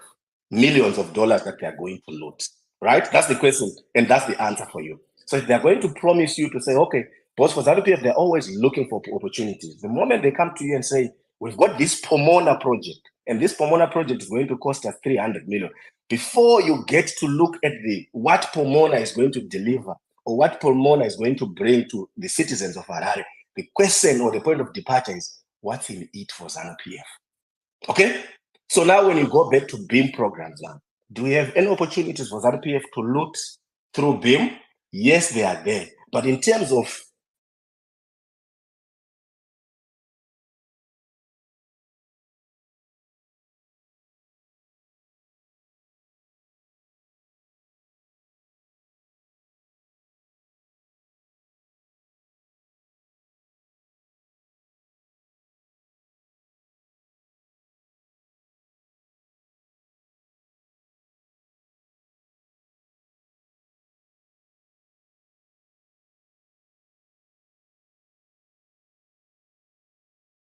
they've shown this over the years. They don't care about the disadvantaged. They don't care about our kids. They don't care about pupils, right, who are going to school, who are learning under trees, who are sitting on tree branches. They don't care about that. As long as whatever project doesn't give them opportunity to loot, then just know that ZANU-PF will not waste their time. Again, as I learned, I want to challenge anyone who can come up and show us, at least demonstrate to us that at least ZANU-PF managed to build 50 schools against their promise of 2,000. That's why I don't want us to focus on the 1,200, because it's very asymptotic. There's no way ZANU-PF they can build 1,200 schools, right? There's no way that they can build 2,000 schools at a rate of 400 schools per year. That's not going to happen with this ZANU-PF, especially when you also look at the budget that's involved. If the budget is around 20 million, 5 million, ZANU-PF would rather focus on multi-million dollar budgets, because they offer greater opportunities for them to loot and also to enrich themselves. Thank you. Right, thank you very much, Komas Matters, and I'm eagerly waiting to have somebody who is going to challenge Komas Matters, especially on the building of skills. A lot of things that have been said by ZANU-PF, a lot of promises were made by ZANU-PF. Some of them, they are just statements, and to the objective being to hoodwink our electorate. Unfortunately, most of Zimbabweans have actually fallen into the trap of ZANU-PF's lies, which is very unfortunate, and ultimately people vote for such lies. We are glad to say that our guest speaker, who has been having problems with their network, is with us. Because we are now in an advanced stage of our program, we are going to be giving him between 7 and 10 minutes to just give his side of the story. Dr. Takawafira Joe, as Dr. Maifa has said, is an environmental historian. He is an educationist. He taught in various schools around Zimbabwe, Mutare Teachers College, University of Zimbabwe. He also worked for the African Union at Great Zimbabwe. He is as well a human rights defender. He is as well a president of the Progressive Teachers Union in Zimbabwe. So I would want to believe he's got, actually I know he's got vast knowledge in as far as our education system in Zimbabwe. I will give this opportunity to Dr. Takawafira Joe to give us what he has. Thank you very much. Go ahead, Doctor. Thank you so much. I hope you hear me. Very clearly, you can go ahead. Thank you. Well, in terms of promises made by ZANU-PF in 2018, one of the key promises was free education, which you know that it has not been offered. What is clear is that if any government wants to give free education in Zimbabwe, our calculations have revealed that you need at least $50 per child per term. We have about 5.7 million students, and with our budget, that is 14% of the agreed budget. In terms of Dakar framework, the educational budget must be 20% of the total budget. Our current budget is at 14%, which is far too little to offer free education. So free education has always been nothing but homiletic bellicose, and it is only pronounced towards elections. Now that we are heading towards 2023 elections, they had even started last year that they were going to offer free education with effect from January this year, but it has failed. And even the ministry has now accepted that they are not in a position to offer free education. Our economy has collapsed, industries have collapsed. We've become an economy dependent on South Africa and the neighboring countries. And we are not really producing in terms of our industry. So we cannot offer free education. And I'm happy that the issue of building 1,200 schools has been deliberated. And we can safely say that we have not seen in where such schools have been built in any province, and all what we can say is that the whole concept or conception of lying that there have been schools built in anywhere in Zimbabwe is nothing but a lie.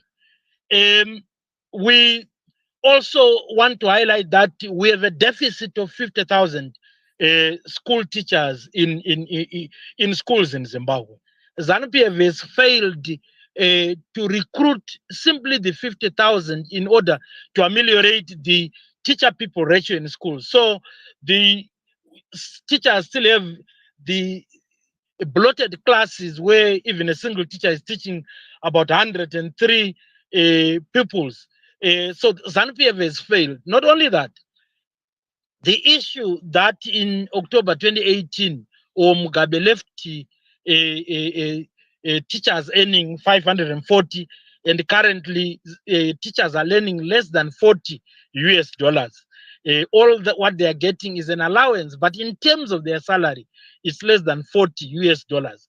The government has actually put sanctions against teachers, and we are aware that teachers are enlightened group, and this government that also its former teachers in terms of the liberation struggle. You can talk of Stole was a teacher, Mugabe was a teacher, Tenjo Lisale, Takawira, even Muzenda taught carpentry in Shawane for some time. So these people are aware of the influence of teachers in terms of mobilizing students, going to the liberation war and the like. So they've also ensured that teachers' influence is minimal through paying them very little, because the voice of a poor man is never listened to. One crucial issue that must be also be noted is that we have a serious challenge in terms of educational taxonomy in the person who represent the ministry. Initially, in 2018, we had Professor Mavima. His understanding of education left a lot to be desired. It was clear that he was operating in an unfamiliar position. But Cain Matema was the worst ever seen minister of education. One, he did not even have also 5 O levels in terms of qualifications, and he did not know anything about educational taxonomy, and he never wanted to meet with the teacher unions. So he was always running away from teacher unions. The current minister, Lovu, came promising too many things, but he has failed dismally. So the current challenge is that we have people who are running the ministry not on professional grounds, but on political grounds. They are taking political commands. A minister of education would need a professional taxonomy, and it must be run, and any other ministry, even be it health or whatever ministry, would need to be run along professional lines. And this is what we are lacking. We really lack a minister who can stand on behalf of teachers or the ministry, as what Zinga Mtumbuka or Fei Chung did during their time. So the great tragedy is that we don't have ministers of education, and the whole ministry has collapsed, and teachers are suffering greatly. And the tragedy is that even the education system, the running of the education system through ZIMSEC has collapsed. Leakage have become rampant everywhere. Even the aspect of simply sealing examination papers. So many papers were sent to schools when they were not properly sealed, tempting whoever was transporting the papers to just look through because the papers were open. Several papers were delivered in schools when they were open, and therefore even the examinations for 2022 in particular, all level, leaves a lot to be desired. And it is surprising that there is no serious interrogation of how the Minister of Education or is monitoring ZIMSEC, and ZIMSEC is simply blaming schools when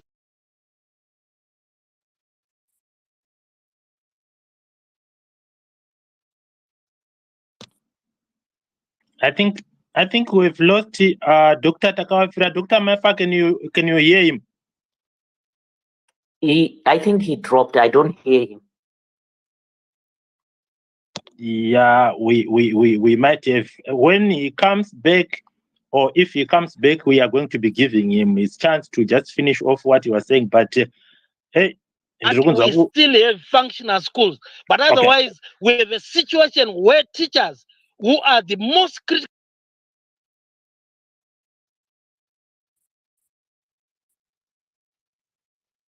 also color is overburdened the teacher, the parents, the students.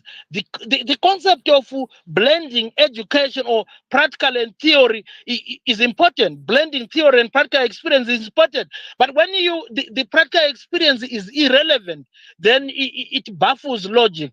It's just like ordering a competition for all animals to climb a tree. There are some animals that cannot climb a tree. So as much as the continuous assessment learning areas is important, but it's too much.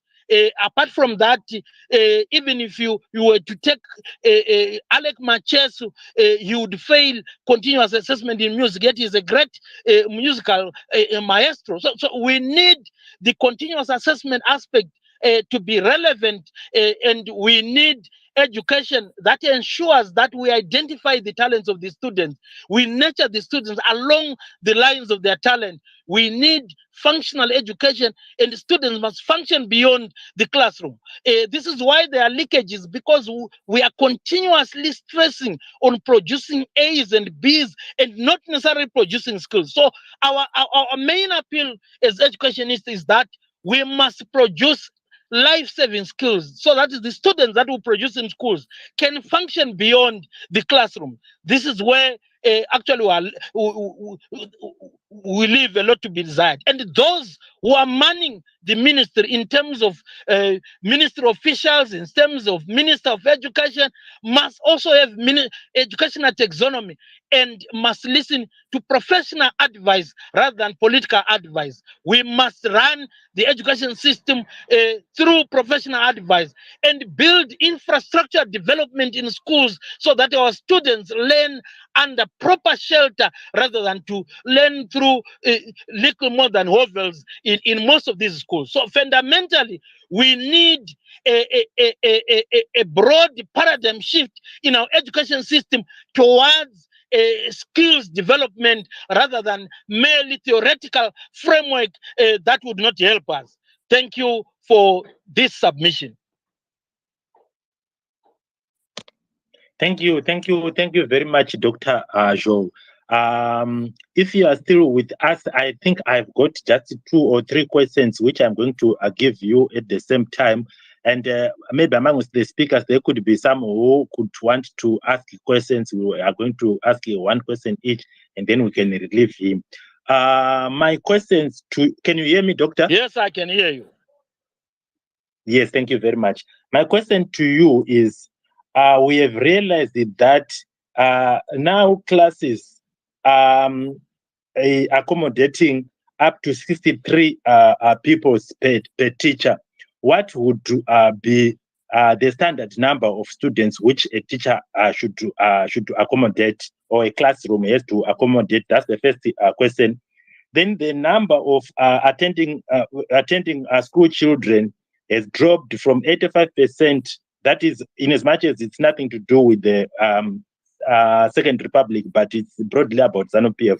From 2007 to 2009, it actually dropped to below 20%, the attendance.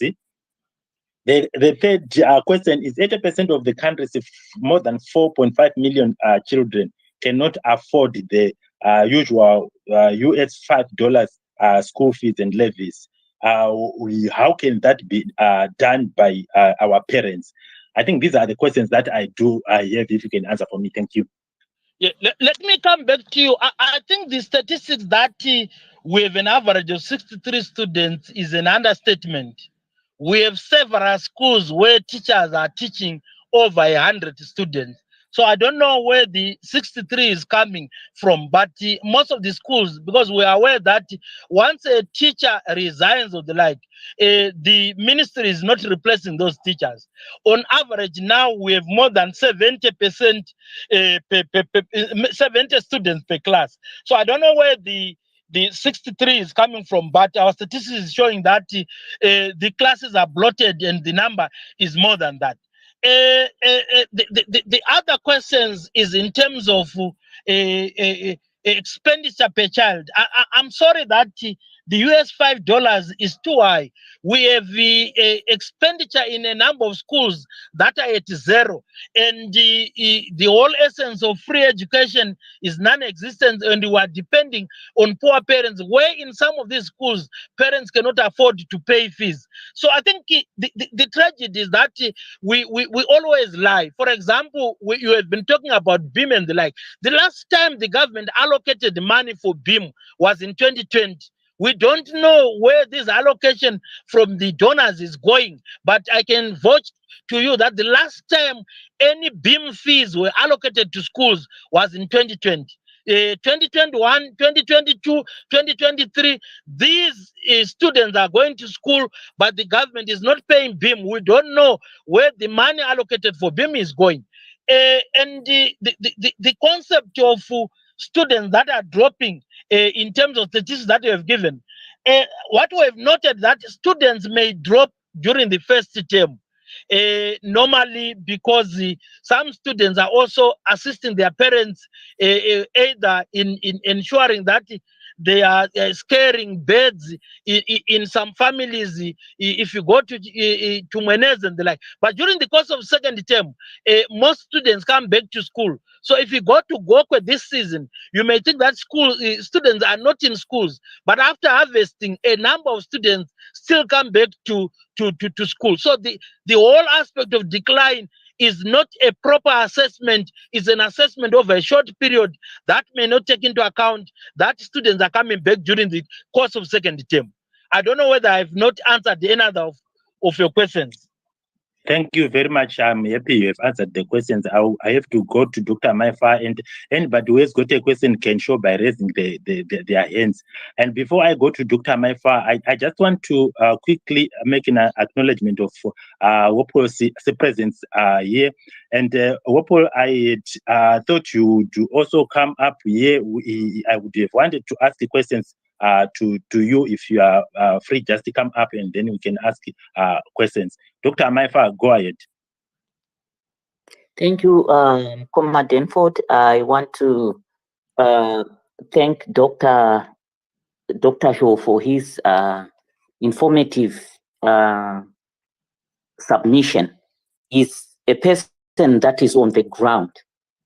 So whatever he gave us, it's 100% true because he's in that system. He is on the ground.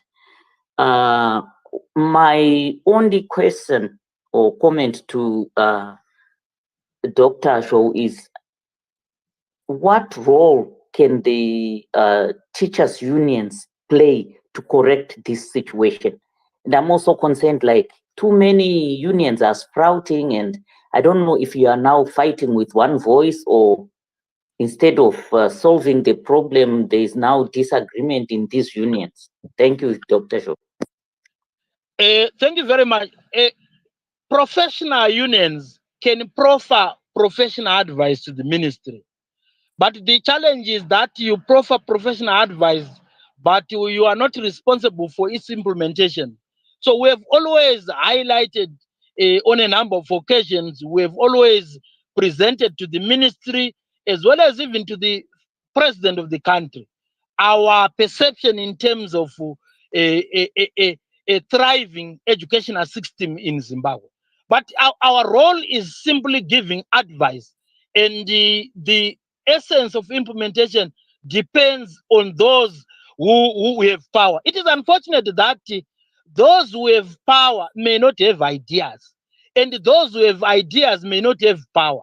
So as much as we have ideas, our role basically is to give those who may not have ideas and who may not even want to implement our ideas, the ideas.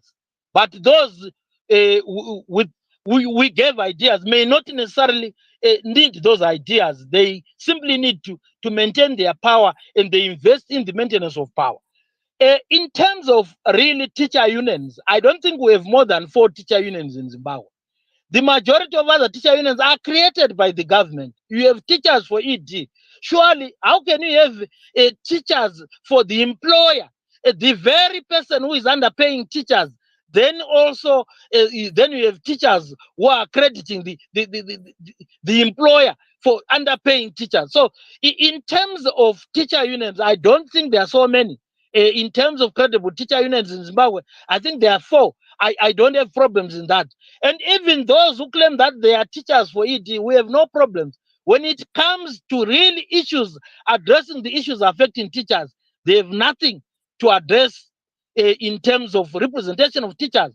They are simply megaphones controlled by the employer. But surely they also disturb us. One of the key issues is that you may have multifaceted unions, but we must always agree on fundamental issues like teacher salary, because we don't have a particular, we don't have shelves for any particular union. All teachers are underpaid, and under normal circumstances, teacher unions must agree over basic issues like teachers' salaries, conditions of service, and the like.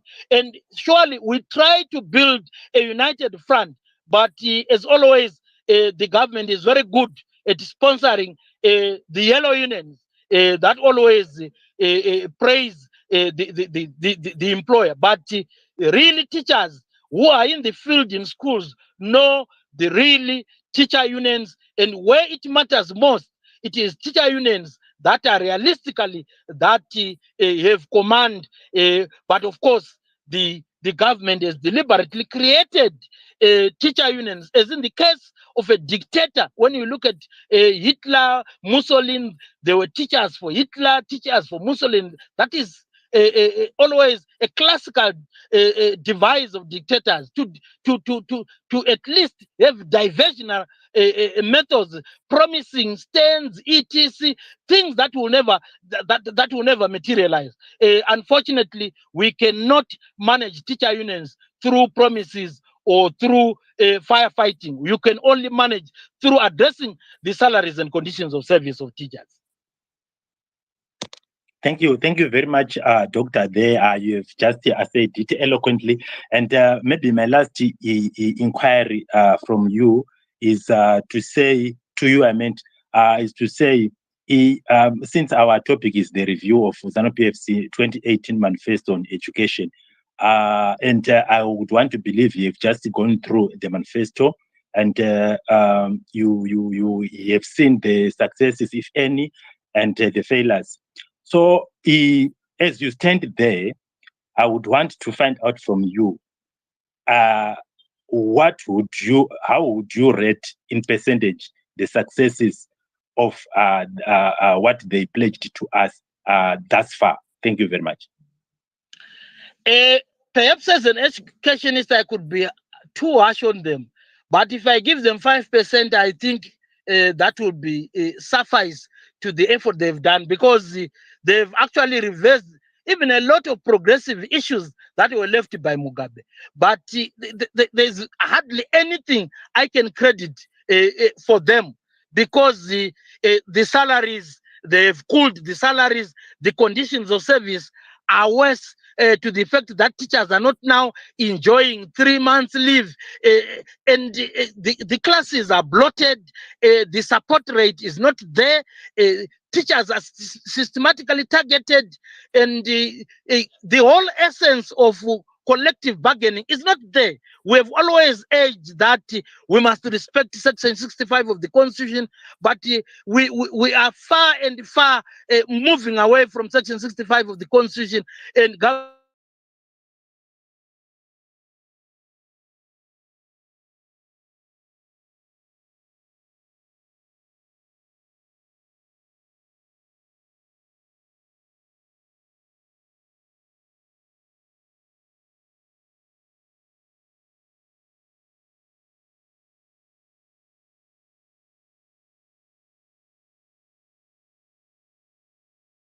instrument that is archaic, absolute, and moribund.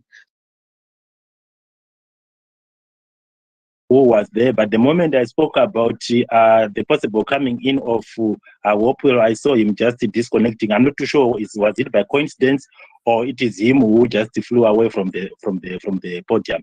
But anyway, let's go ahead to our next speaker being God. We need to give ourselves the time of around, not around, but to be precise, 3 minutes. God, you can go ahead. Thank you very much. I think to dissect the failures of ZANU-PF's manifesto on education, we need to look at the key principles that underline education for any progressive nation or nation that wants to be progressive. We're looking at health and wellness for teachers, students, and all the people that are included in that. We're looking at sports and arts and culture as well, accessibility of it. We're looking at affordability. We're looking at, like the doctor has indicated, leakages of papers. We're looking at really scrutinizing the pass rate. Is it actually a pass rate, or are we just now getting further details as we also get from Ngube? We're looking at the effectiveness of the curriculum and also the infrastructure thereof that we are using, both for teachers and students as well. We also look at IT because now the world is going digital. So we look at IT as well as artificial intelligence, which is playing a center stage. We look at telehealth, quality of teachers, and their training as well. We're looking at the practicals in academics. I think the doctor has also indicated that. And we also look at a holistic approach, exchange programs that aligned with helping students gain more experience and knowledge. This can be locally or internationally. So we have to underline those. And within this, we look at, since it's education, on a spectrum, we look at a primary education as well as higher and tertiary education. So in dissecting this, for me, I would say the gross failures have been within primary and secondary education. I think it's a useless ministry altogether. It's been, like the doctor said, been led by people that also need to be led, and obviously we have failed to have cabinet reshuffle on this, which is very sad. Education, like health, is not a joke, so we need to take it seriously, and I think we've not really given it the necessary attention it deserves, especially post COVID, because children were affected, students were seriously affected. I think at one point, I had a grade 4 student who was not able to know what 15 plus 15 is, because they had jumped 2 grades because of COVID. And our system was not prepared or was not put into line to see the impact of what COVID had done to students. That is the biggest problem we've had. It's a hurdle that we've not really underpinned. And as a result, even the current pass rates that are coming, someone getting 15 A's, I get to question the credibility of of it as well, because the educational system has not allowed in any progressive state of things in terms of primary education. I then also look at the sports and arts and culture, which also underlines in terms of physical activities. I've never seen a useless ministry as that which is led by Kirsty Coventry. What is ironic about this ministry is the minister is female, the the deputy minister is female, the permanent secretary is female, but we still see gross incompetence in that. And I'm thinking, where are we going? So Rain, just a moment. If I can ask you, Ryan, there to say, don't you think that the incompetence of the subordinate is a reflection of what the principal entails? And as you also go on to land, would you make a comparison between the Mugabe administration as far as education is concerned and that one of ED? It is going to be an unfortunate question on your side, because you are likely going to argue that ED hasn't been given enough time to speak Ask to me a do. question and answer for me. Don't ask me a question and answer for me. Allow me to dissect it, if you may. No, that wasn't an answer, brother. Okay, he was just giving context to the question. So allow him But to ask context questions. is Yes, and a no, suggestion. no, it's not a suggestion. Okay, so If let you me could finish. listen to the context, then respond accordingly as the question Okay, is so coming let from the me house. finish, as I've been given a few more seconds to finish. Okay, go ahead and finish, yeah? Okay, and then I'll answer you. The system in the primary education. No, Ren. I think you are going to do yourself a disservice because you haven't got enough time with you. Please, That's why I unfortunately, said I'm give me going to. 30 seconds to finish. Okay, quickly. Thank you very much. The failures in the primary education are that which is linked to the health and also to the sports, which is led by Kirsty Coventry. However, within the education as a whole, in terms of higher and tertiary education, where we saw it being led by Professor Murira, there's not been a time where the higher and tertiary education has been greater than it has ever been. I think he's one of the most competent ministers Zimbabwe has ever had, and that's to be celebrated. So would you say, I would say the principal has failed? Definitely not. I would say there's an appointee that felt that if I was the principal, I would fire and put someone competent. That's all there is to it. There is greatness in what we've seen in the higher and tertiary education ministry.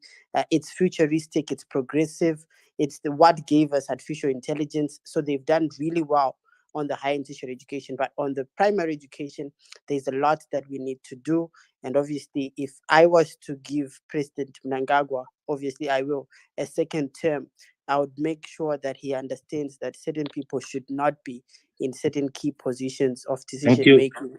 Thank you very much, Ryan. I'll give you another chance in the next round. We need to finish off with the people that are them. As much as I think I'll give you the chance after I have just cleared the new speakers that we have here. We had, I think, okay, Mike. Sorry, host. I just wanted to correct your position here, especially from the previous speaker. I didn't see any need for him to try to bring in the issue of gender.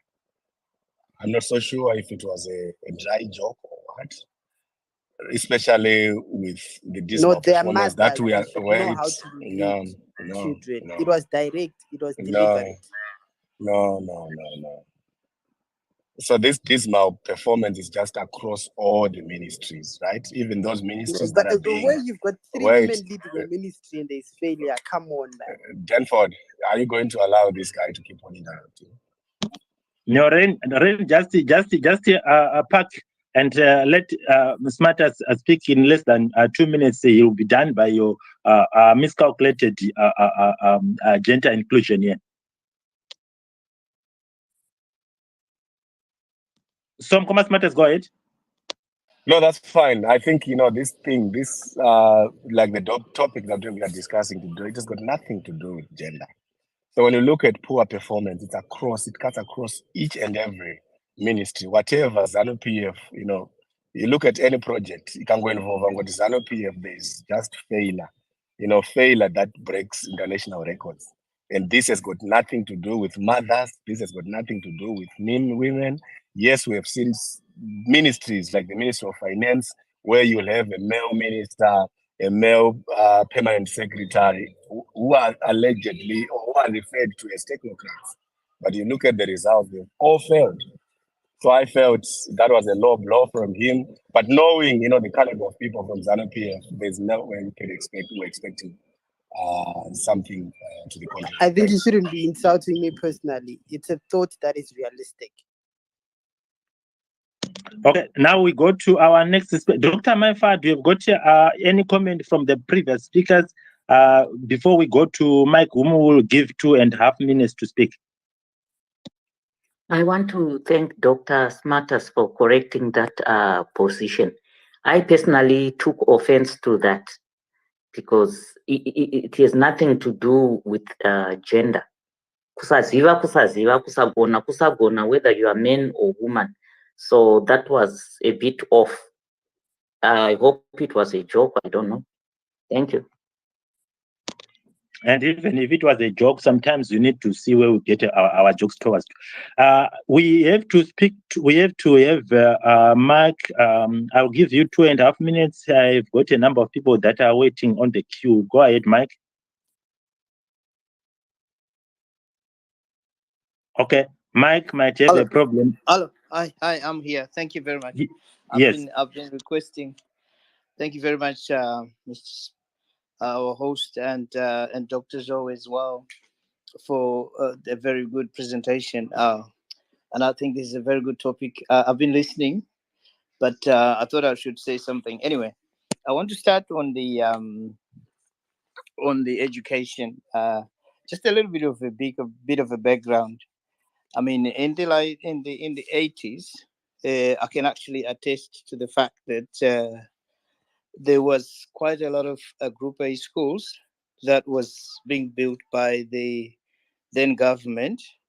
I think these were inherited from the colonial government, and I was one of the products of those schools. And I can tell you that they were very good schools with very good quality of education. Specific I would like to point out is a school like Ellis Robbins, which was one of the very good schools, well known for rugby and soccer. one of the very best, but right now doesn't even have any more like school grounds. For example, they're being leased to another organization, and the students cannot even access them. Cremon Boys High School does not even have a swimming pool. Prince Edward, I think some people have seen the dormitories and the toilets. It's despicable. So that's not what I'm going to talk about, but I just wanted to highlight the results, all level results of just the ended exams for the students. I've got a sister, a daughter to my sister, who had 8 A's and 1 B. So what surprised me with those results, because I was sending this child to school, what surprised me with those results was the fact that this kid specifically never had any A's at all. Like, okay, they had C's, B's here and there. Maybe if they had an A, it would be 1 or so. How come at the end of the O level, at the end of the school year, or the fourth year in high school, a student will have 8 A's in 1B when they've never had straight A's? This was never a straight A student. So I then wanted to inquire more, and I asked the mom. I said, what happened to this child? Well, how come she now has all A's in O level? Then the mom said, oh, I had to pay extra lessons, all the teachers to come in and do all the extra hards for the exam. Still, I have got questions. We have compromised the standards of education in Zimbabwe. And I don't think that it's important for the government to talk about building 3,000 schools when right now most of these students are not even going to school. They're not studying. Teachers are not being paid. So why are we so fascinated about building 3,000 more schools? We have a lot of schools. Some of them they're owned by the missionaries, mission schools, boarding schools. We have a lot of high schools. Why don't we consolidate and improve the quality of education? I mean, what's the benefit? Like, for example, look at the countries like our neighboring countries like Tanzania, look at Zambia, for example. Okay, they might not have as many schools as we want, but we have enough schools in so many areas such that if we improve the quality of education.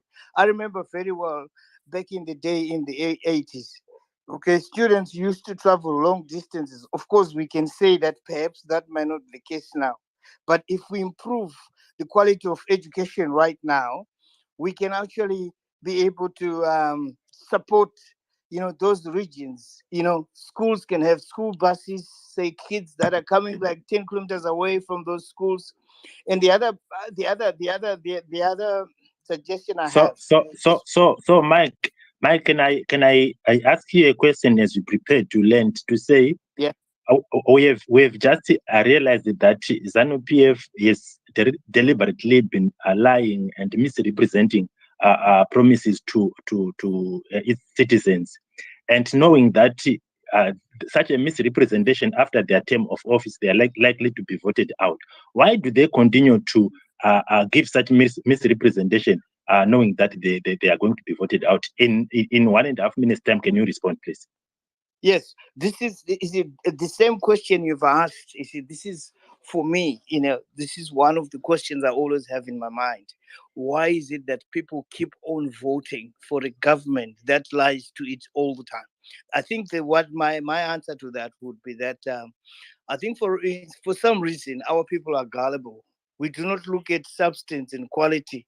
Okay, fine. Right now they can say that there is almost 28% pass rate for the O level. What about the other 60? Like say the other 72% who have not been able to pass anything, and some of the schools had 0 students passing. So what I'm saying is, I think our people, whether or not by default, they keep on voting for the same mediocre, instead of them looking for quality. I was thinking that this government, if they were smart, they would partner with the people in the diaspora. There's a lot of people that are willing to support. I know Okay, for okay, example, that's so many. that are we willing to donate school books Mike, we and can so always come back to you. I'm just doing that because of our restricted time. thank you. Because of our Thank you. restricted, yeah. Thank you very much. But Thank you. I just wanted to make a comment on what you said. That it could be gullibility on the part of our electorate. You are not bound to be responding to this, though. My take on that could be. It's not an issue of people voting for the same ZANU-PF, but it's because of the electoral administration that has resulted in us assuming that ZANU-PF has been voted into power more oftenly. But thank you very much. I'll give this chance to Jessica. Your 3 minutes starts now.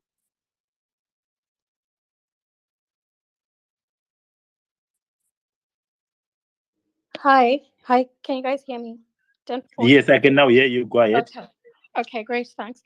So I just want to express in the most probably in such a jiffy because I need to leave and go somewhere. But what I would have wanted to hear, especially from people that support the ruling party, and with their review of their 2018 manifesto, especially regarding education, is things like, for instance, in 1980, we had so many schools, and then in 2015, we had now another number of schools. And then when you're looking at education, I think we're also gullible people to think that education is just specifically to do with with results, right? So we want to look at grade 7 results, we just want to look at O-level results, we just want to look at A-level results. But in regard, when you're looking at education as a whole, right? And I'll give in comparison to our previous 2018 manifesto regarding education. I know I was quite big on the economic side of things, but I also understood the education side of things, which was a lot to do with talking about distances of students when they travel. That needs to be put into account. Has that been managed, right? And then you're also talking about teacher-student ratio. I think we'd also talk about access to internet for students all over, because you'll find that in rural school areas, right, maybe kids don't have as much resources, but then students in urban areas would have so much resources, right? And then we'd talk not only about just those facilities, maybe it could be school blocks, it could be more schools, but you're also talking about financing the education, right? So in Zimbabwe, we've got like a lot of students that are disadvantaged, whether orphaned, whether deaf, whether they're autistic. There needs to be special schools that address those kind of things, and financing such schools, because you can tell me today, I'd be happy to know that we do have a very big funded school for autistic children, right? Where they can start from the time when they're 3 years old to the time they're 21, where they can actually do something that can help them, right? So I think right about 2018, we had some Dokora minister, right, who had a new curriculum altogether. I think the MDC was also talking about having a new curriculum that is inclusive of our cultures and all of that. I think there are also like a whole lot of other things. I could go on and on regarding STEM programs, right? Increasing STEM programs, not to only start when you're in Form 3, but then to also start when you're probably like in primary school. We're talking about vocational schools. So some people don't actually want to go the route of grade 1, grade 2, grade 3, grade 4, grade 5, up until university. We always think that is what it should be like. But then there are people that are very good with design, and they could actually start when they're 12.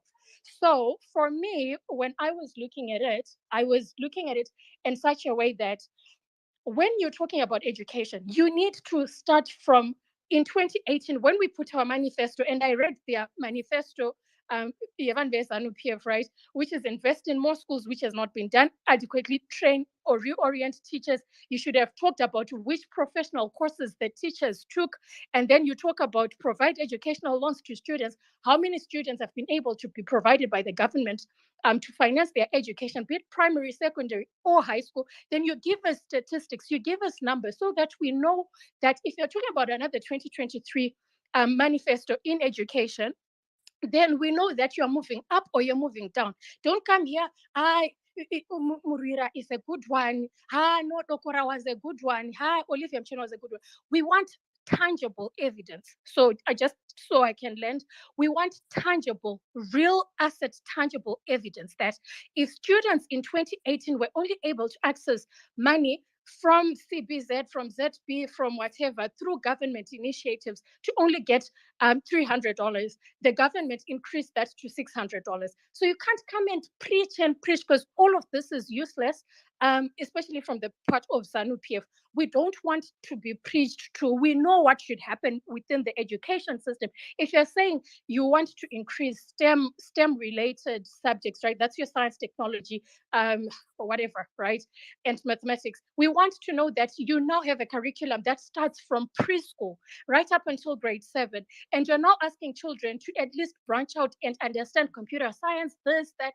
But it's just, hey, now there's one school block that has been built by this MP because he's trying to campaign, right?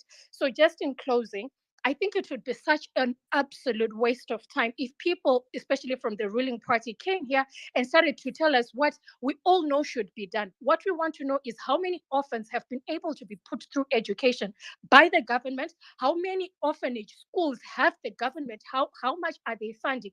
In 2018, what did they fund? In 2023, what are they promising to fund? And in terms of blind schools, people that there is so much, guys, in education. It's not just about results, because results are also relative, right? But we want to know if 300 students that were blind were given scholarships to go and study in Germany at the School of the Blind and what, then how many in this coming year? So don't come to preach to us. We know what's supposed to happen. We also wrote a manifesto. Within the MDC, we had, I think, over 25 points of what we want. So we also know you want the same. But what have you done? It's a review. Danford is saying it's a review. Smarters is saying it's a review. We are here to talk about what was and what is. So coming to tell us that, like Kirsty Coventry is going to be doing great. What did she do in 2018? If she built public swimming pools and put swimming pool teachers in each station and put lifeguards in each station, want to know how many they were built and how many will be built. The education manifesto of ZANU-PF is weak. Number one, the education manifesto of ZANU-PF will never be fulfilled. Robert Mugabe actually did you a service to actually educate the nation. Right now, education is not a priority for ZANU-PF. Right now, hustle. Tengesa iPhone, tengesa banana, chakakosha imari. But who's going to be the doctor? Who's going to bank your money? Who's going to be the person that's going to come and fix your electricity? Who's going to vocational? Who's going to sew your clothes? But you are only focusing, make money. Make money. So let's be realistic in review of this manifesto, which is weak, which will not go anywhere, which I have not even seen if it is coming or if it's going. It's the same. Everyone wants a STEM project in all these countries, right? Sorry, Danford, but everyone wants STEM. But I'll give you an example, right? If you can tell me, right now you can ask me to pull data from, let's say, Italy or from Guangzhou in China. I can tell you how many students had access to internet, how many are now computer literate, how many are choosing to go the STEM route, how many are choosing to go the vocational route, apprentice, how many are going for degrees. Then it means that in the future, even the government can then understand kuma manufacturing plants, you don't necessarily need mnakaita 1+1. You just need mnari competent nemaoko. Whenever autistic, they are very good with robotics and this kind of things. What AI platform have you set up for those kind of kids? So this manifesto is weak, useless, going absolutely nowhere. Thank you so much. Well, thank you very much. Thank you very much. I could have wanted to listen more and more. Otherwise, Jessica, I could have asked you to stop way long back. But thank you very much for your submission. It helped not only me, but a number of people. Dr. Maifa, if you have got something to say, I would want to give this opportunity to Uhulu. He is one of the people that have come up here that I know is on the other side of ourselves. So, Dr. Maifa, if you've got something to say. Thank you very much to Jessica for that informative submission. Special needs education is something that we really have neglected as a nation. I think nothing has been done. Even since 1980, nothing worth talking about. And even now, it's getting worse. We have so many children with developmental disabilities. We have so many children who need proper education that's relevant to who they are. You know, and we have crippled children that cannot even walk.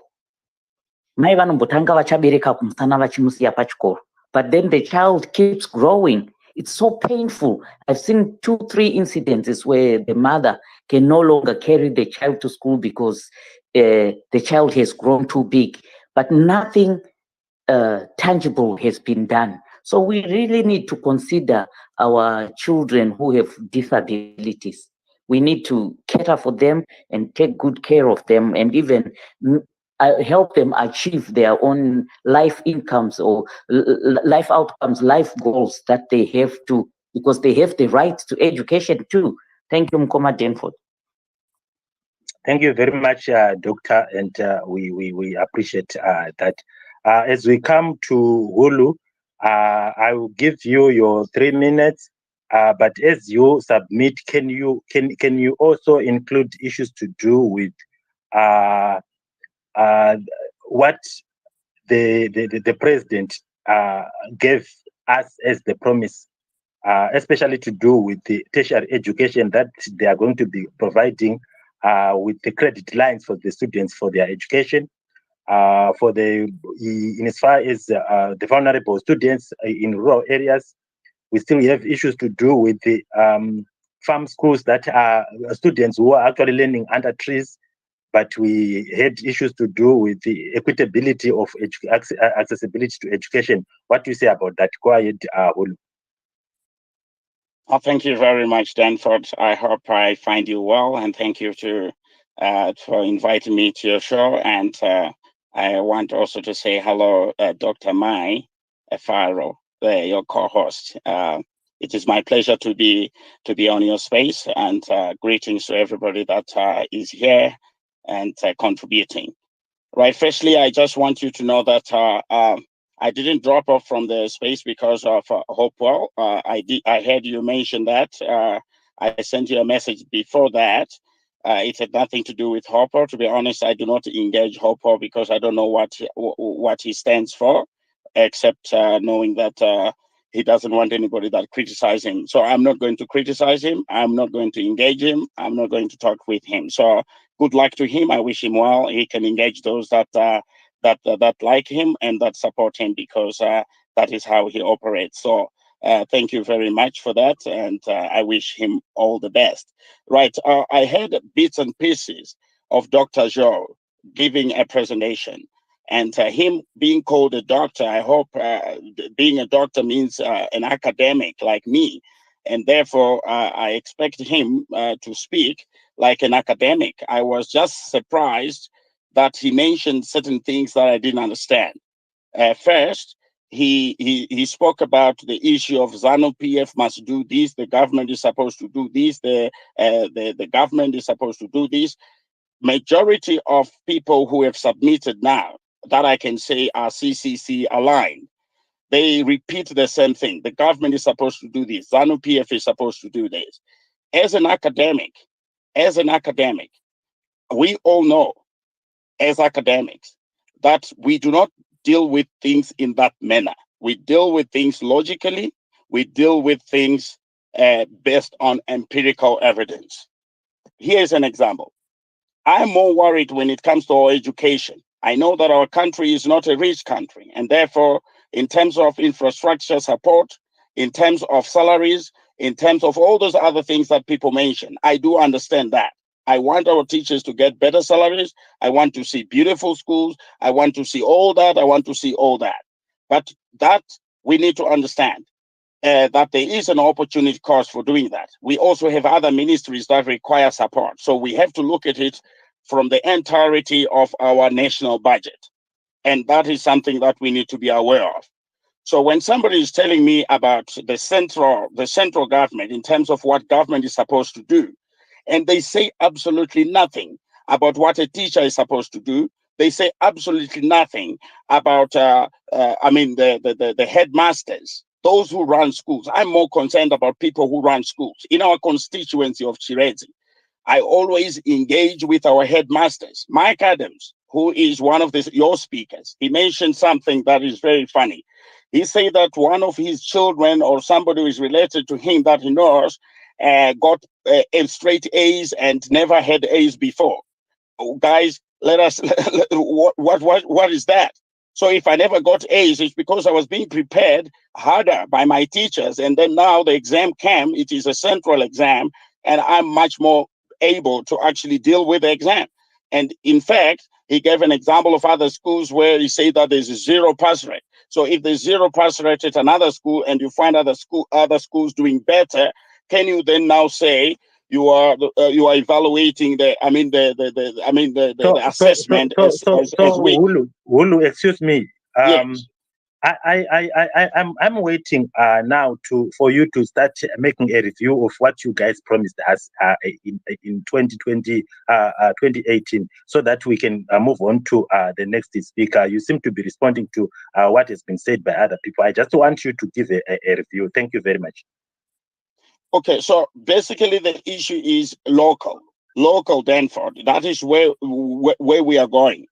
You know, when we talk about leadership locally, that is the headmaster's leadership. And then that leadership must be able to give us a culture of doing things.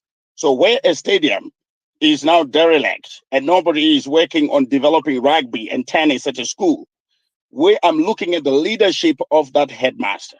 I'm looking at the culture that he's instilling among his teachers and even the community around him. Because in implementation, which Dr. Joe says implementation is supposed to be done by people with power, which I disagree with. I disagree with him as an academic, as a fellow academic. Implementation mainly is supposed to be done at the bottom, not a pyramid where the central is telling people what to do. It is the bottom that is supposed to tell what the people at the top are supposed to do. So how do we do it? We do it, Danford, by looking at, firstly, like I said, leadership. It creates a culture of doing things. And then we deal with reward systems with unions deal with, as well as the architecture. That is the organizational architecture of a school and of the educational system in our country, which gives rise to things like STEM and all that, which other people were talking about. And at the end, it has to do with resource allocation. So I want to hear, I want to hear how much was given to the school and what did they do with that which was given to them? How much was given to the district from our budget and what did they do? Because the government is not at the district only. The government is at provincial, is it at national? So to expect that at national government, somebody is going to be able to allocate resources, desks and books and all that at a district level, when the district administrator of education is failing to give us those figures. Dr. Shaw did not give us the figures. Thank you very much, Hulu. I got you, but now I think we have got Dr. Maifa, who is to come next. Salani, I give you your 2 minutes here. Go ahead, Salani. Thank you so much. There's something I need to respond to here. When you hear a certain speech that come from certain people, you wonder whether they're truly academics. I think people can tell if you're an academic based on what you say, and they can also tell when you're not based on what you say. You cannot separate government from districts. That does not work. How does that work? How is that feasible? Government is not just the government of Harare. Everywhere, the whole of Zimbabwe, that's where you look at it. And there are structures in place that ensure that information is supposed to be disseminated from all the structures, whether it's district, national, that has to still be dealt with. And government is responsible for that. So anyway, not wanting to waste too much time on that, because obviously I came with a different contribution, but please, let's deal with certain statements nice and quickly so we can move forward. The biggest problem we have is the fact that ZANU-PF does not understand that education, right, the right to education, it's not a privilege. It's not just a privilege. It's a human right. And when we talk of human rights, and you look at the situation that we see where ZANU-PF will say no child from a disadvantaged family should be deprived of any opportunity to attend school at whatever level. Really? This is the statements that they say, they pose. But how many children have been deprived? How many children are being looked after by people, Zimbabwean citizens? It is not the job of citizens to create schools so that children can go to school. It is not their job. It is the job of the government to ensure that such things take place. It is the job of the government to ensure that a child, even if the family dies, there is money set up for them to continue to go to school. These things have to be looked at, but we don't see this. What we're seeing is a situation in Zimbabwe where citizens are becoming the minister of education in their area. If you know someone, you would take this one to school. That should not be our job. The worst part is there's now a brain drain where teachers are now leaving Zimbabwe. Trained, well-educated teachers are leaving Zimbabwe, going to foreign lands to give their skills to other nations instead of in Zimbabwe. Why is that? Is it their fault? No. It's because the jobs don't pay enough. It's because they do not get the support that they require for them to do their job. And you know the worst part of this? Those who are in government, their children are abroad. They don't care about our educational system on the ground because most of their children are abroad getting education elsewhere, not in their country. Now, this is the worst thing, and this is where we have the biggest problem, where manifestos are just words and they can't be implemented. If a minister has a child in the UK, they will not understand what it means for a child to say, oh, they can't read, education, electricity has gone, so there's no electricity for them to read. They will not understand these things because it's not happening to them. And is that not the reason why we're supposed to have these officials in government positions, especially in the Ministry of Education? Are they not to feel what we feel as Zimbabweans, as citizens? But this is not what we're seeing. So I hope truly in my closing that as much as we are reviewing, yes, ZANU-PF lies completely, no free education, we are yet to see it. Please, they need to stop giving us these pipe dreams, these wild dreams. Write things, in 5 years, when you know that governments are put for 5 years, write things that are practical. Yeah, this goes for any other political party. We don't want promises that can only be done 10, 15 years from now, or even never. We want things that work. We want to see a situation where the disadvantaged get education because they deserve it. Being a child of Zimbabwe, you should have it. It's a human right. We want to see improvements in schools. Do you know what? I'm not even bothered with the fact you're going to 2,000 schools because we knew they were lying. But what about big building schools in those areas where there are no schools, where a child is learning under a tree in this day and age? What about that? Surely, I think we have to come away from Nyaya politics, especially with ZANU, please. Be practical. Look at a situation where it's your child who is not getting the education they need. How would you feel? Let's put this whole jacket here politics aside and deal with the human rights issue here, because it is a human right for education for every Zimbabwean under the sun. We need that. And what we're desperate for is now a situation where even us as citizens, we need to start voting wisely. If they fail to deliver this when they promised Vachiti 2018, we're going to give you this is what we'll do. 2023, we still haven't seen it. So why do you vote for them? We can't vote for incompetence. We need to stop that, because that's also a level of education, a level of thinking. We need to be critical even in our voting. If they promised something and they did not deliver, now is not the time for excuses. It's the time to say we want something new. We want to do better. Many thanks. I'll land there.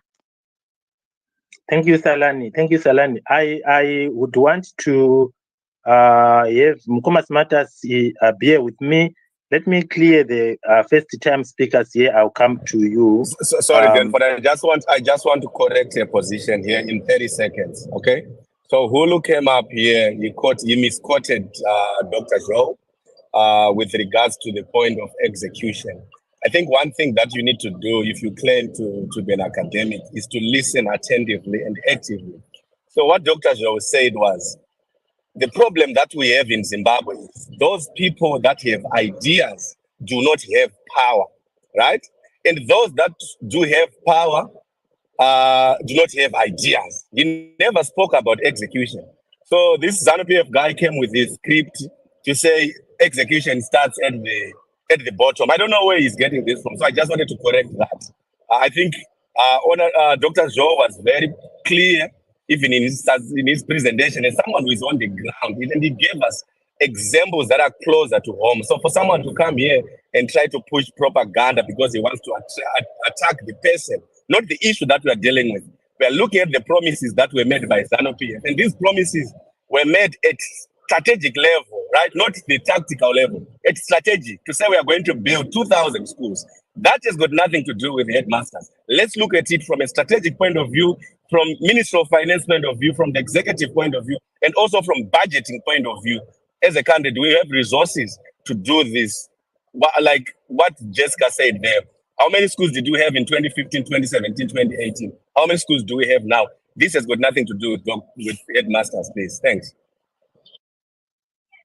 Thank you very much. Thank you very much. So I'm not too sure if when people do come and give misrepresentation, if they do it deliberately or it's because they might not be having enough knowledge about what happens. This is one thing that I also would want to really figure out. Unfortunately, this thing has always been coming from one side of the political circles within our country. But Masi, you can go ahead with your submission, and I give you your 3 minutes. Thank you, Danford and Dr. Amai. Hi to the speakers and Masura say listeners, everyone. Yeah, I will admit I only raised my hand because I was triggered by the feminizing of genderizing of ministries, and then evaluating it from that point of view. It's very unfortunate as a woman that I should be trivialized to one trait of self, and then my whole performance must hinge on that. The point I wanted that really upset me was the association of women with the nurturing quality, and then saying that that particular trait should have been an added advantage. It's fine, but then if that is how we appoint ministries, then we should look at other ministries which should, if we were following that thought process, that should have gone to women because of that that trait. Right now, we've got the minister who is looking after child welfare, who's a man. Why didn't it go to a woman then, if according to Ryan's analysis, that this trait of women is what we are evaluating? I think Constantino Chiwenga sits in that ministry, child welfare. Shouldn't it have gone to a woman, maybe, from there, if that's how? And then we look at the traits, male traits, if we are going to do that, and say, who is looking after the ministry that deals with policing? When I look at the organogram, I actually see a list of men in that high position. Have they done very well with that masculine trait? I think we have seen our security suffering, the element of protection not being there. Is that not a male trait? So if they are staffed at high positions as men, why isn't he analyzing that and saying that, well, we've got this male trait, which is a protectionist type of trait that should be seen in the policing of Zimbabwe, and protection should be very good since men are looking after that ministry. Right now, we've got a street full of vagabonds, we've got a street full of criminals, we've got a street full of drug dealers, and that ministry has got men. Isn't that trait of protection, security, dealing with these risk-taking situations? It's not there. So I was really upset when he just trivialized women to a trait that women should have. And I would like, if he is in ZANU-PF, maybe to promote traits to be given to genders and I would like to see the ministry that Chiwenga sits on being given to a woman because of that nurturing quality. Child welfare should go to a woman, and health, women generally look after the health of the children in the household, but it's a man. So I think these flippant comments tend to harm if we do that. The other reason why some of these problems happen is the disbursement of funds.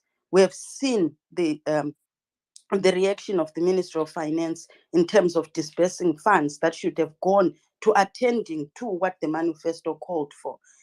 One that I would point to is the issue of equity within our Zimbabwean geography. It highlighted in the manifesto the disparity between the rural population and the urban population in terms of access to resources, and also the inadequacy of the systems that would actually improve access when we're talking about internet, computers, all that in IT and that.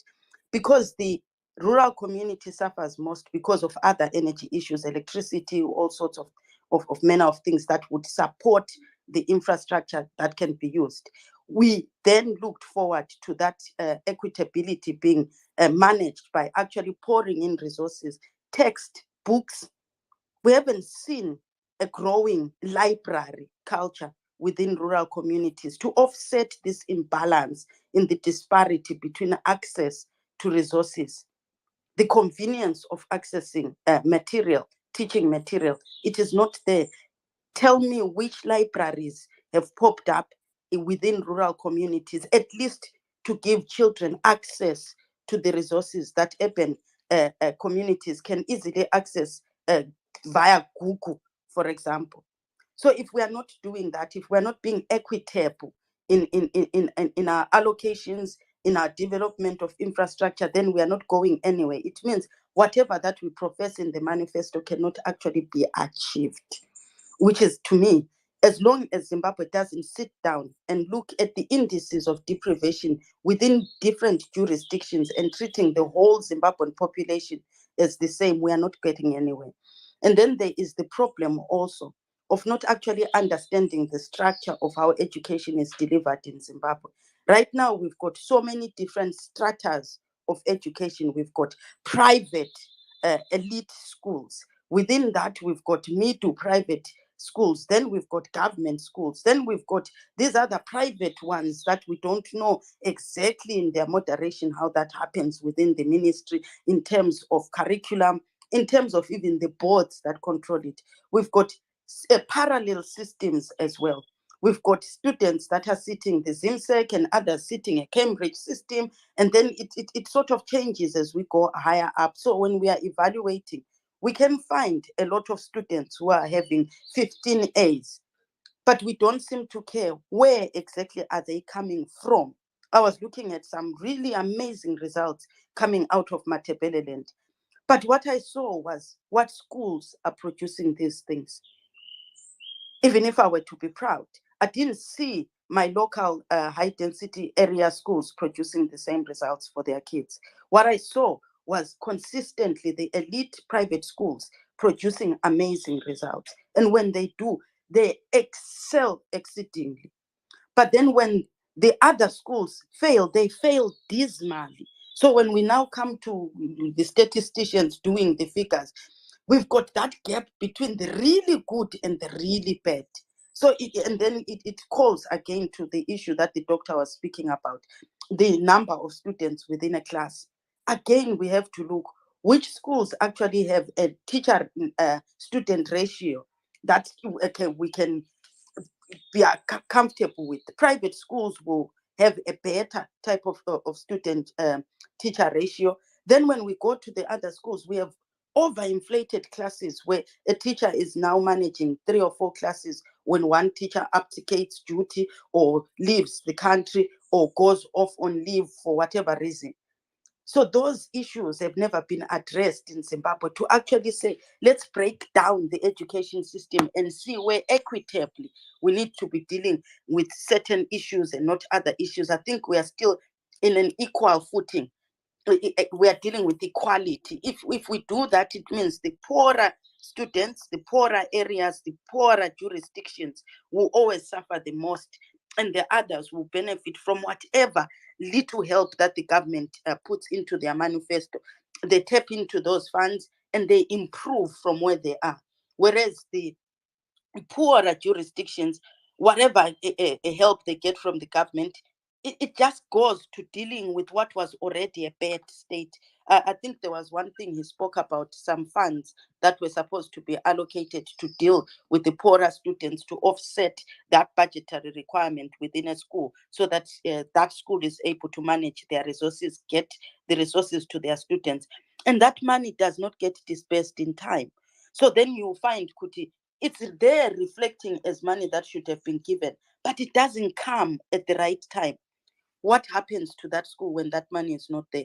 To me, those are the elements that I would have wanted to see. Maybe the people who accuse the doctor of not seeing things holistically to come up and tell us how they are dealing with this issue on an equitable basis. What is happening to the rural school? What is happening to the schools that suffer greatest from an economic crisis?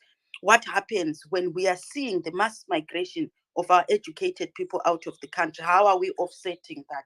Because we haven't seen Zimbabwe even put out to the rest of the world that they are having a shortage in whatever. You know, Anna Jessica talk about STEM and that. We don't see the government inviting others within the region or within an outside thing.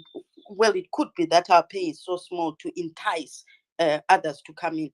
So I don't know why we are not doing that. I think the good schools will consistently do better. The poorer schools will suffer the greatest, and rural schools need more attention.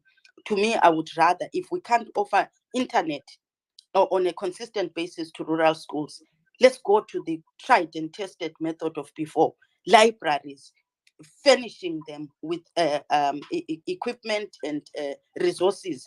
And then at least we have our students still doing I still do that, the old fashioned go through a book, but there are no libraries. How are they meant to compete in a world where they are not resourced with the actual material for learning? Learning does not come from the top of your head. You dream these things and you attend school. You must have points of reference as things progress in the world. So to me, libraries, I would have seen them. I would have wanted the government to start telling us that if our economy is that bad, how are we offsetting these things? Go back to the old libraries. Yes. Thank you very much, Mercy. Thank you very much. So brilliant. So brilliant. As we are now going towards the end of our space, I just want to applaud you, Mercy. I was so much touched last week as you also contributed on the drugs. It helped a number of people, and this is what we would want. Studying everybody who participates, it gives so much of impetus to our debates. But we are now going to rounding off our program. The last speakers that we have here are going to be speaking their last remarks. I would want to ask Dr. Maifa if you have got something to say before we go to our first speaker who is going to rounding off. Thank you very much, Koma Denford. Thank you, my sister Mercy, for your submission there. And thank you, Sister Salani and Dr. Smarters for trying to clarify the issue about that was mentioned about Dr. Joe being off and, the issue about academics. Ndangoseka ndoga so because in Zimbabwe, kwakuteta university the passport, where every brother of mine or sister of mine from the other mother is now a professor or doctor. Wototarisa woti zvino chinozikanwa ipapa pachiko. Aiwa zvakaoma. This is a topic for another day, but vanhu kungodhishirwa here madoctorate, kungopiwa here professorship for what? And yet the education system is in shambles. Oh, Lord have mercy. Thank you, Mkoma Denford. Yeah, thank you very much, Doctor. And as we speak about this issue here, academics, I would also want to stress the fact that we are talking about Zanu'S manifesto. It's not only the 2018 manifesto. I went through that one for 2013. I went through a number of them wanting to make some comparisons. You would actually realize that these guys, when they are doing it, will they be rushing? Vanononoka here kufunga zvemanifesto wozoti nguva yadi yapera rega tichiita manifesto ABC. You actually identify a lot of things that will tell you that no, this thing was hurried, or they didn't have content, they didn't have plans to put in place, and then they just said would want to just put for the sake of people. In any way, they are not going to be making reviews, but now we are doing this thing. So I would want to think that when they are doing their things, they need also to bring proper academics, so that is not zvakanaka. Let's go on to Mkoma Dobbs. This time around, I want to give each other 2 minutes so that we quickly close our space. Mkoma Dobbs, go ahead. Yeah, thanks a lot. I might not be even 2 minutes. I just wanted to emphasize to say probably the system which is there to support the vulnerable, like the BIMA, we must understand to say it's not working at all.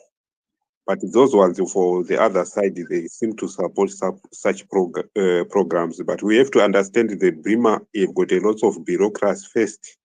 It only keeps the child at school without addressing other needs.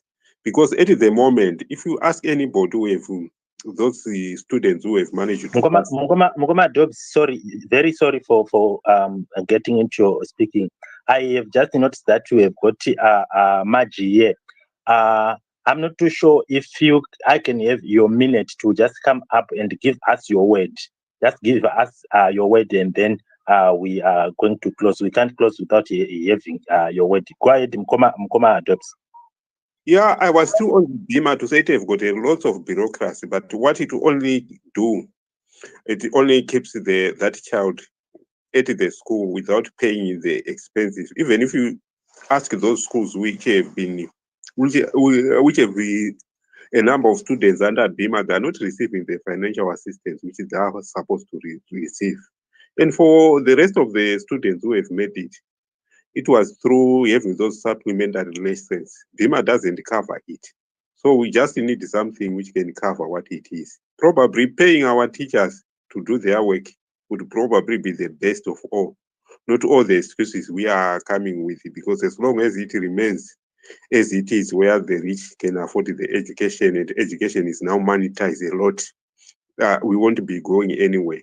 We are going to have that ratio. We also have to look to understand what is happening on the education sector, to say at the moment, probably about 2% of those who have written the O-level, they don't have their results because of leakages which are happening. And it's only the student who are being punished. The headmaster and everybody else who is involved, or even the ministry, is not finding out to say how is it leaking. They are not bothered. What somebody mentioned about the money, to say about 73% goes to pay salaries, and the rest goes to finance other issues. But that is the rest. That is where we have found out to say a lot of money is misappropriated, and our ZANU-PF is not bothered to find out where that money is going up.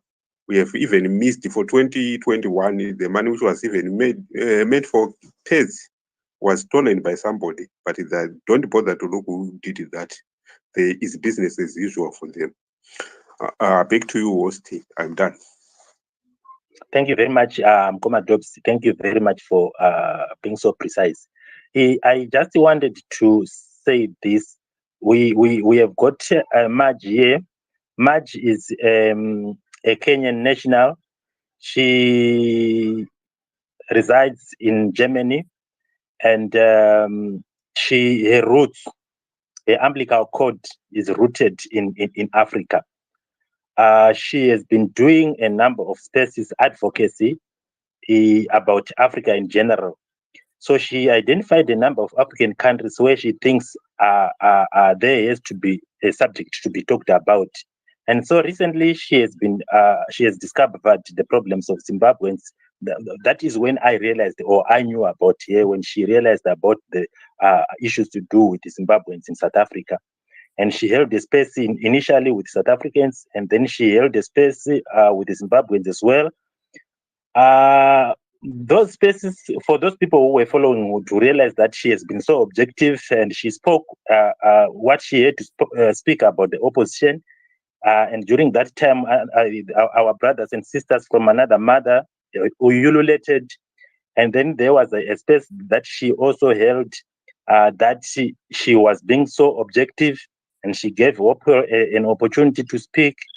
And having given Oprah an opportunity to speak, he spoke his mind. He has been so consistent with what he speaks.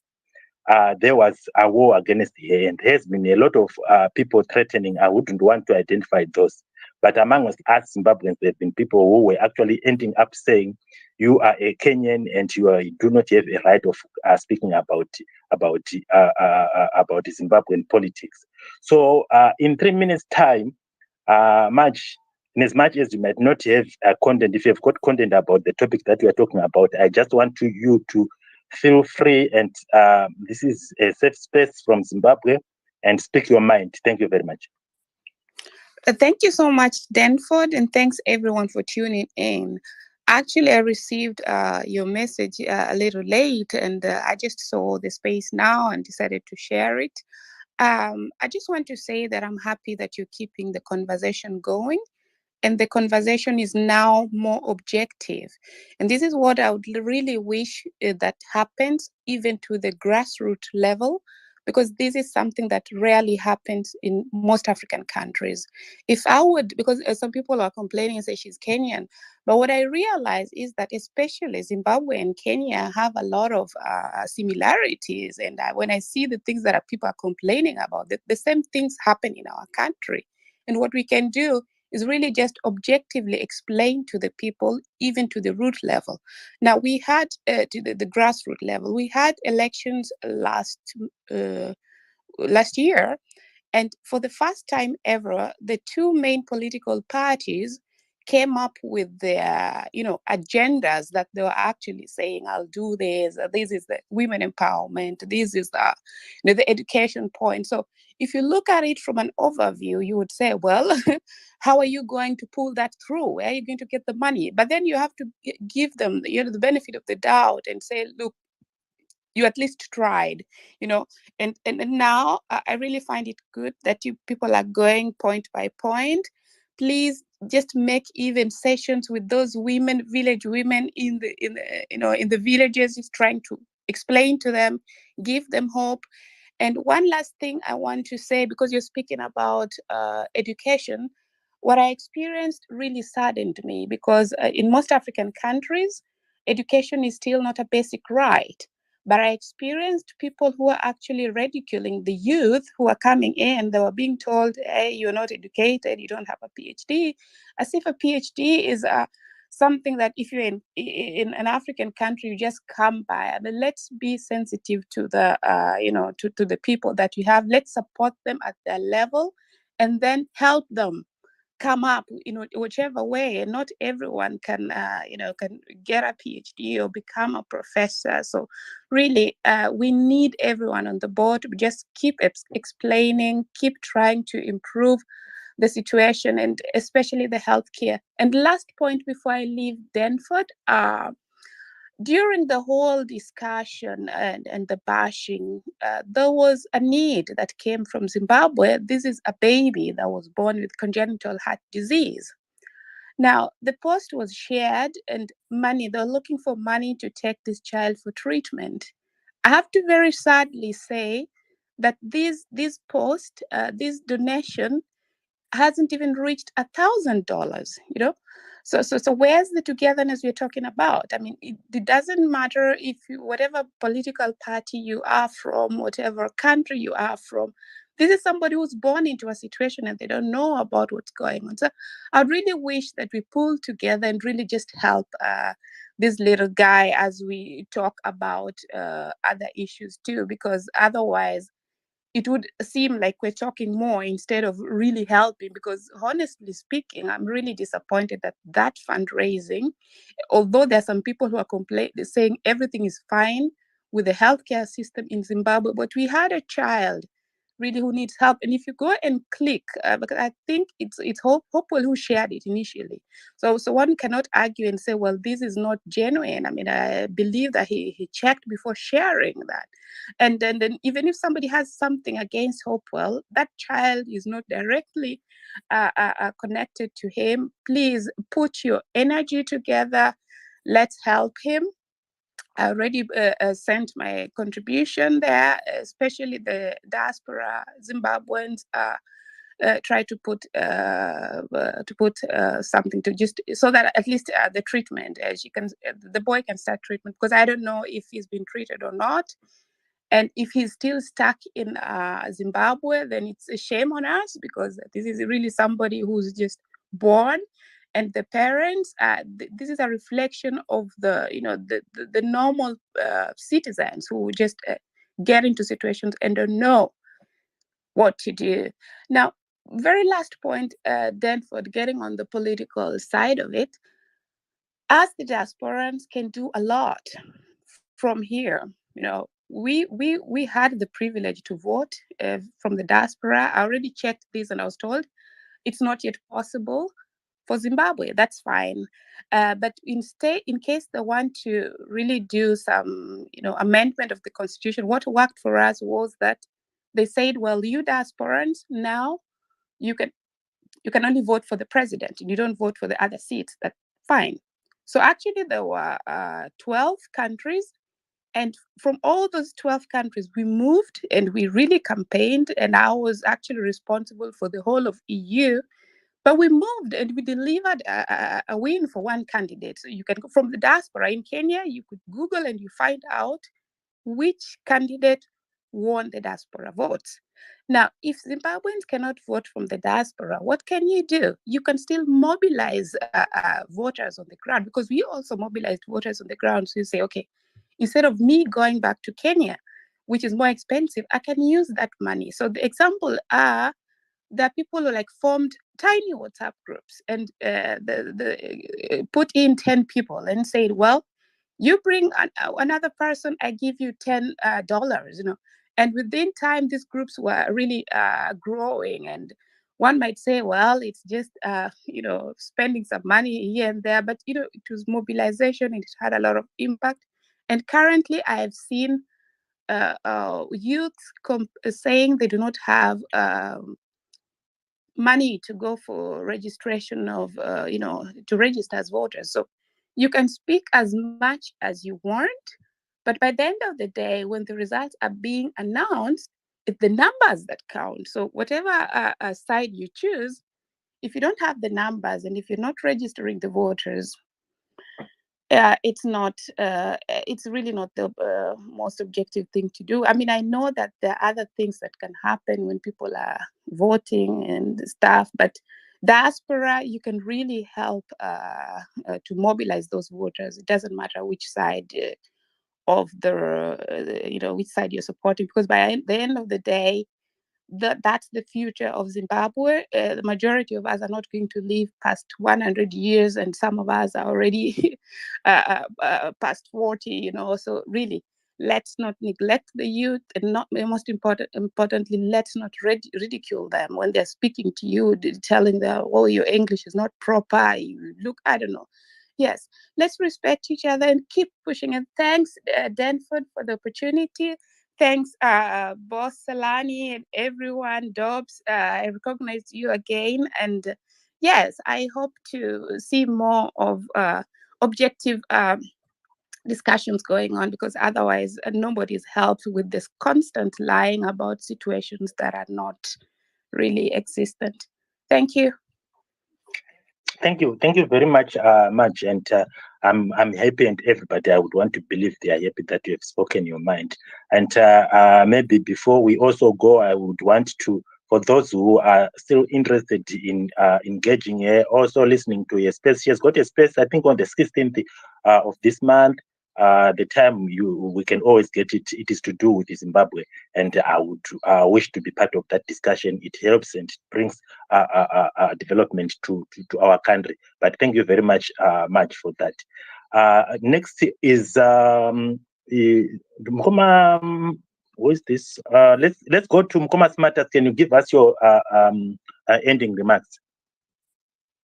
Sorry, Mkoma, Denford. I think my brother Tadini has been waiting for some time now. So maybe if you could allow him to go.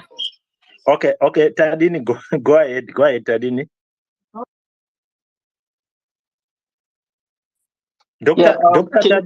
Tadini, sorry for calling you Mkoma. Dr. Tadini, go ahead. Zinabasa guys, ndiri Mkoma. Yeah, so I think just as the parting shot, I think it is important for us to actually really look at the numbers and then look at the manifesto, because we run a risk, especially when they're talking about the building of the schools, because there is certain places where they put up posts and put up administration blocks, and then they can claim that is success. But when you look at the budget and how the budget is being spent, that's when you see that all the entire promises that are in the manifesto are falling apart.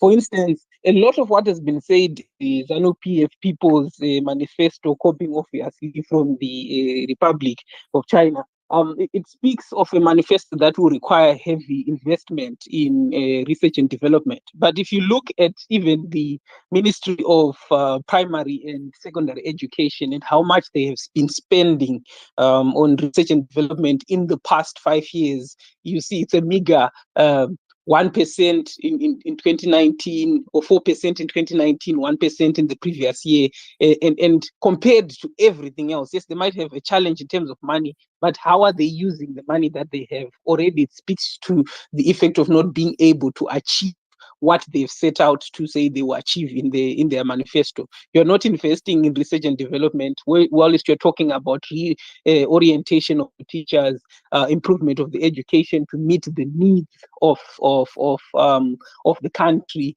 and the needs of the economy. How are you going to do that when you have not invested heavily in the research that is needed to do that? There's also people who are talking about the issue to say, learners with special, I think learners with special requirements, or even just any learner accessing the learning tools, the learning services, right? You also notice that the amount they are spending on that is also the greatest that they've gone in this 5% is 4%. In these 5 years is about 4%, right, of their total budget to invest in things such as the books that we're talking about, the e-learning, special requirements for those that might be sight impaired, or those that have special conditions, you see. And again, it speaks to them not being able to achieve what they've set out in their manifesto. How do you intend to improve and reclaim, which is the title? Let's reclaim the pride within the education system of Zimbabwe that it held before, right? How are you going to be able to achieve that when you have not invested in the learning services? I heard, I forgot who it was speaking about things as simple as libraries. You do not have that. You do not have the books, and you are not at all attempting to invest within the learning services. Then lastly, I think if you go again and you see how much they are spending already in terms of their budget, how much they are spending on the employment costs, right, of what they have and what they're spending on the employment costs, but you still see a complaint coming from the educators. That again speaks to total failure. You have a disgruntled employee, yet already of the chunk that you have of money, you're putting your maximum to it, which raises the question, are they really directing the maximum to it? And again, which falls back to the issue of saying, what is the quality of education that we're going to get for our children? And then they have been targeting, if you look at the manifesto, overall is trying to mold a nationalistic approach, create a person who's going to serve the nation and who's useful to the nation. But they're already failing. The reason why they're failing, you have multiple institutions cropping up, some not even registered at schools, to try and cover these gaps that we're talking of, and they failed to put a hold in terms of controlling that. So you have a secondary school popping up here, not registered, taking people to school. You have another college popping up here, and it's speaking to this overall failure that you can have private involvement that is not regulated, that is not heavily regulated as it is supposed to be, if we're talking about molding the ideal citizen who's going to serve Zimbabwe, which is their approach, a nationalistic approach to the whole thing. It's been a great conversation, and I think if people do interact with the reports, you will be able to see where there is a hole and where the people, where ZANU-PF as the ruling government has failed, and maybe what to ask of them in the coming election, and also what to ask of the alternatives that are promising themselves. What are they going to speak to the education challenges that we are already facing? I think that is all that I would want to say now, and say Mkoma Denford, aiwa, thank you very much. Namkoma Smarters. Imwe yacho ngatitaura yana chiremba majokes guys. Tiri vana Mkoma tisataita vana chiremba. Ngatichingoita kuti zviite soft as we are having the conversation. Thank you very much. Well, thank you very much, Tadini. It's always my pleasure hearing from you. We are engaging soberly, and that's what we want. We also ask other people from the other side, please come, be reasonable, be objective, and then we can move Zimbabwe forward. That's what we want. Mkoma Matters, I think you need to help Mkoma Champion, because Mkoma Champion has been having problems. I know you wanted to speak after Tadini. Let's have Mkoma Champion. I give you your 2 minutes. Go ahead.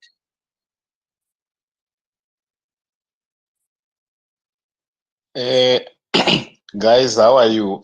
I just wanted to talk about when you look at the education system that is produced in Zimbabwe, you may find that there is nothing that shows accreditation, right, to the industry related, especially when we talk of, let me just give you an example of an area where I am based on much.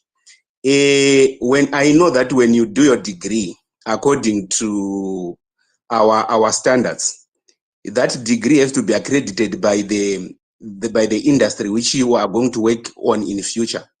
I don't see it happening, because go to use it, anyone who has done accounting, he has to do a bridging course to bridge to be able to sit for the first exam for Institute of Chartered Accountants. That should have been dealt with, because once you have got an education system that is accredited, of which Munarikita Economics Papa use it, must be there must be accredited body. In order to deal with the moment I don't go a degree, that degree must be relevant. This is a School of Economics accredited, ICAS accredited. Those are issues that are very, very important, because we don't want to produce people who will not be able to work by the end of the day. We want people who are doing something that is relevant to the industry. I think when we do our review, and it was not even mentioned anywhere in their manifesto, it shows that who is doing this is just doing it for the sake of what? Passing time, which is totally wrong, because vanhu vari kuita madegree haasiri accredited. Those degrees are not accredited by anything. If I would give you a bit of some information, by the time when I was doing my first bachelor's degree, it was accredited by the industry. When you do the postgrad, it's accredited by the industry. The moment you finish that postgraduate degree, you go straight and write your professional exams. And the moment you do like that, you are now marketable. You can now look for a job anywhere. But right now, who has done his degree in Zimbabwe is accredited by ICAS. There is no ICAS accredited. There is no whatsoever accredited. Those are some of the things which they have to look for. Then you go to the issue of loans. The loans are necessary. Why they are necessary? Because you are producing a future leader. You are producing someone who is going to benefit the nation in future. Right now, education, the person who has done something in Zimbabwe, even if you say, okay, this person have done something, we should be benefiting from him. What are you benefiting from him? Because this person did not even, when he was doing his degree, he did not get a loan, he did not get anything that makes him, even if what was said by someone here to say, we do identify shortages. And when we identify these shortages, do we find our ministries from higher and tertiary education advertising that we have a shortage in accounting, we have a shortage in economics, we have a shortage in whatsoever. These people have to be attracted back to the country. The answer is no. Look at how other countries are doing. They take their children, go to other universities, study there. When you come from there, you come straight and help the nation to improve. So those are issues that myself, I think I need them to be there if it is to be done. But I know that, you know, ZANU-PF stays ZANU-PF. I have no choice but to say this. Thank you so much. Thank you, Mkoma champion. We are not going to accept any request here because the people who are above here are the ones that are going to be speaking. Let's go to Mercy. I give you your 2 minutes. Please, let's restrict ourselves to the 2 minutes that we give each other. Go ahead, Mercy. I think, yeah, as my parting shot, I would say, just as an evaluation of how successful or how much has been implemented by the 2018 Education Manifesto, I'll look at it from an anecdotal point of view. If the government actually did do as many schools as it projected it would do in the 5-year term, we wouldn't have seen the rising number of independent trust-funded schools, which have then been appropriated by the government to make up that number, which is the window dressing, politicizing citizens' efforts, commandeering them to make them look like what the government has done. Testament to the will of the Zimbabwean citizen in Zimbabwe and outside has been a growing need for them to take that responsibility as their own. And rural communities have benefited from the diaspora community, their own communities on the ground to build Zimbabwean schools. I'm from Matebeleland, and I will say anecdotally, our rural education has been the responsibility of citizens. They have built the infrastructure that we see. The schools, the number of schools that have been built in Cholocho, Plumtree, Kezi, Lupane, everywhere, have been by the citizens, independently, funded by their own fundraising capabilities. And what we consistently see is a commandeering of those efforts by government. When schools are opened, that's when you see a minister turning up to open the school that citizens, residents, community people have built with their own labor, their own money. And suddenly that school now is a tech, commandeered, appropriated by the government. So I don't know how long we are going to ignore this behavior that is happening. And we see it even in healthcare.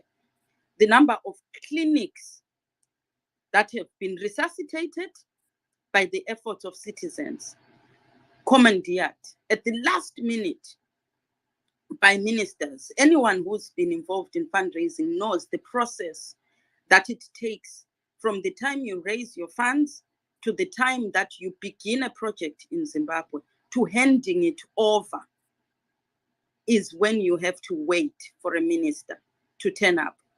Most of you have become so accustomed to meeting your provincial minister at the handover ceremony, when now the government turns up.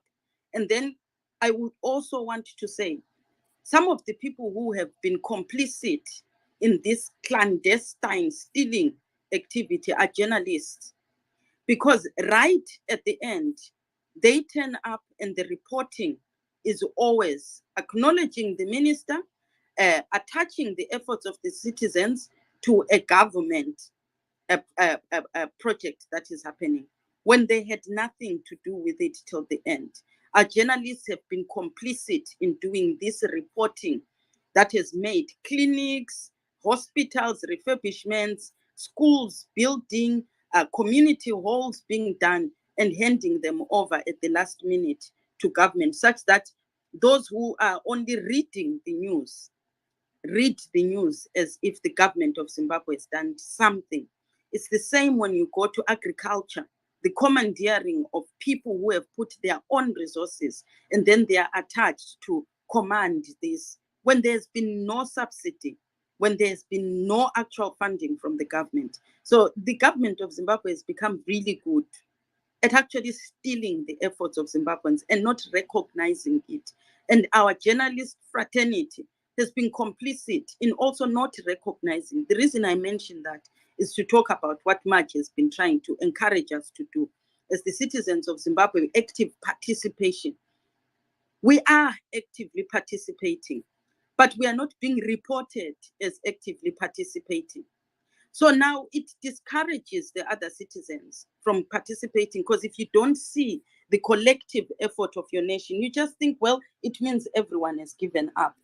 When anecdotally, community by community by community, you are going to meet a resident who tells you, oh, the reason we have a borehole is because such and such group got together, proposed it, supplied it, and then at the end, it's the same. I make the point. Bulawayo City Council, most of the boreholes that are in the city have been from charities, residents, the diaspora community. But the process means that at the end, you must hand over that project to the city council. It's not really bad because they have to do the maintenance of that. But then now on paper, it reflects as the efforts of the city council when it is not, or local government when it's not.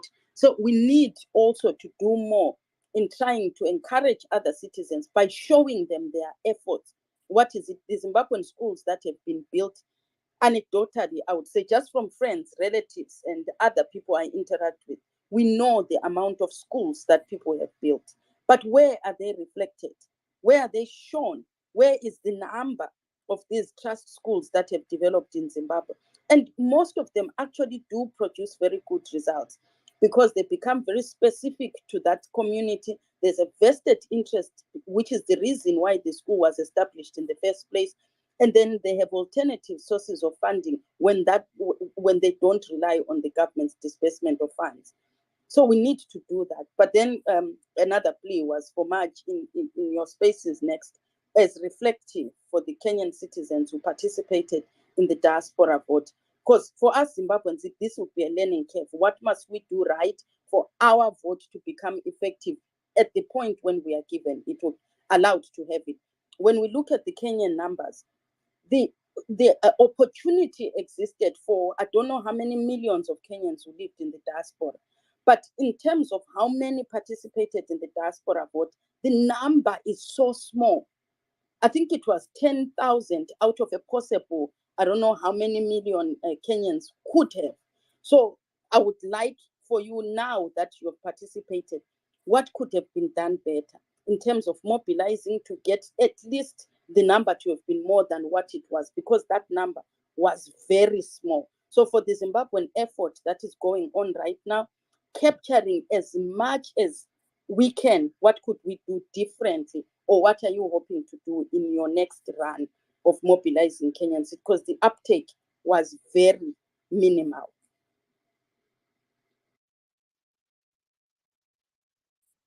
Thank you very much, Mercy. But Mercy, before you go, can I ask you what percentage would you give ED for what he gave us and what he has actually provided? And I think this is the question that I'm going to be giving everybody as they are rounding off their submissions. Or what percentage would you give ED? Oh God. Oh, we didn't even cross half mark. 30% would be me being a Zimbabwean and trying to be really good. The bias for me is my own sister is an educator within tertiary education, and the institution that she's moved to, I am really, really disappointed in the infrastructure that is available for the students. Never mind what is available for the actual teaching fraternity, where it is a remote place where they're supposed to be teaching students. So I would be biased. I'm very hurt and upset. What I would say is the quality of our teaching staff is really good. Maybe the bias is that my sister participates in that and has done so for 15 years. The students' will to learn, to actually make use of what they have and bring out the best is there. Zimbabwe has got the capacity for students to use very little results and achieve greatly out of very minimal, which is shocking when I compare it to the UK with the maximum availability of resources. The output is minimal. But in Zimbabwe, we've got the minimal input, but we get the maximum output. So to me, I would say conservatively, I'll give them 30%, knowing that even if they invested just 10%, what we would see coming out of Zimbabwe would be amazing. We have the potential to actually bring out the best with just the bare minimum. Right now, COVID affected the rest of the world. Our stats are going to be really poor. We have to factor that in. But we have to then look, what did the students actually have to work with? Nothing.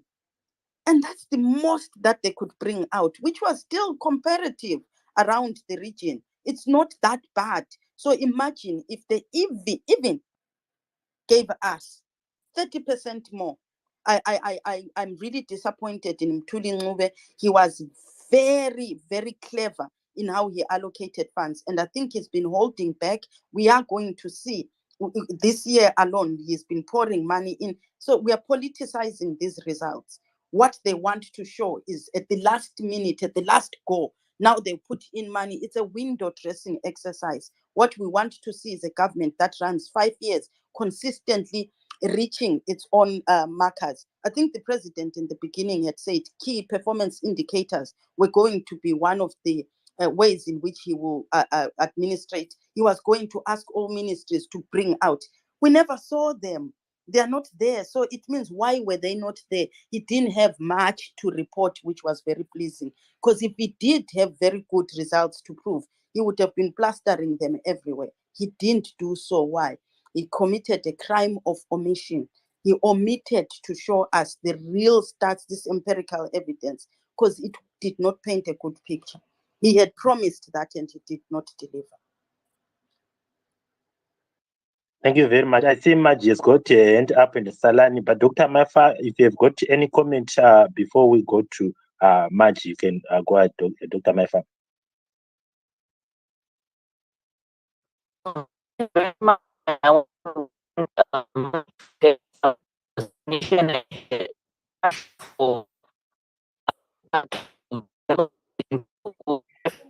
Doctor, sorry, Doctor. I think if you are close to Babam Pariwa, you need to move a little bit away because there's an echo coming from the other device.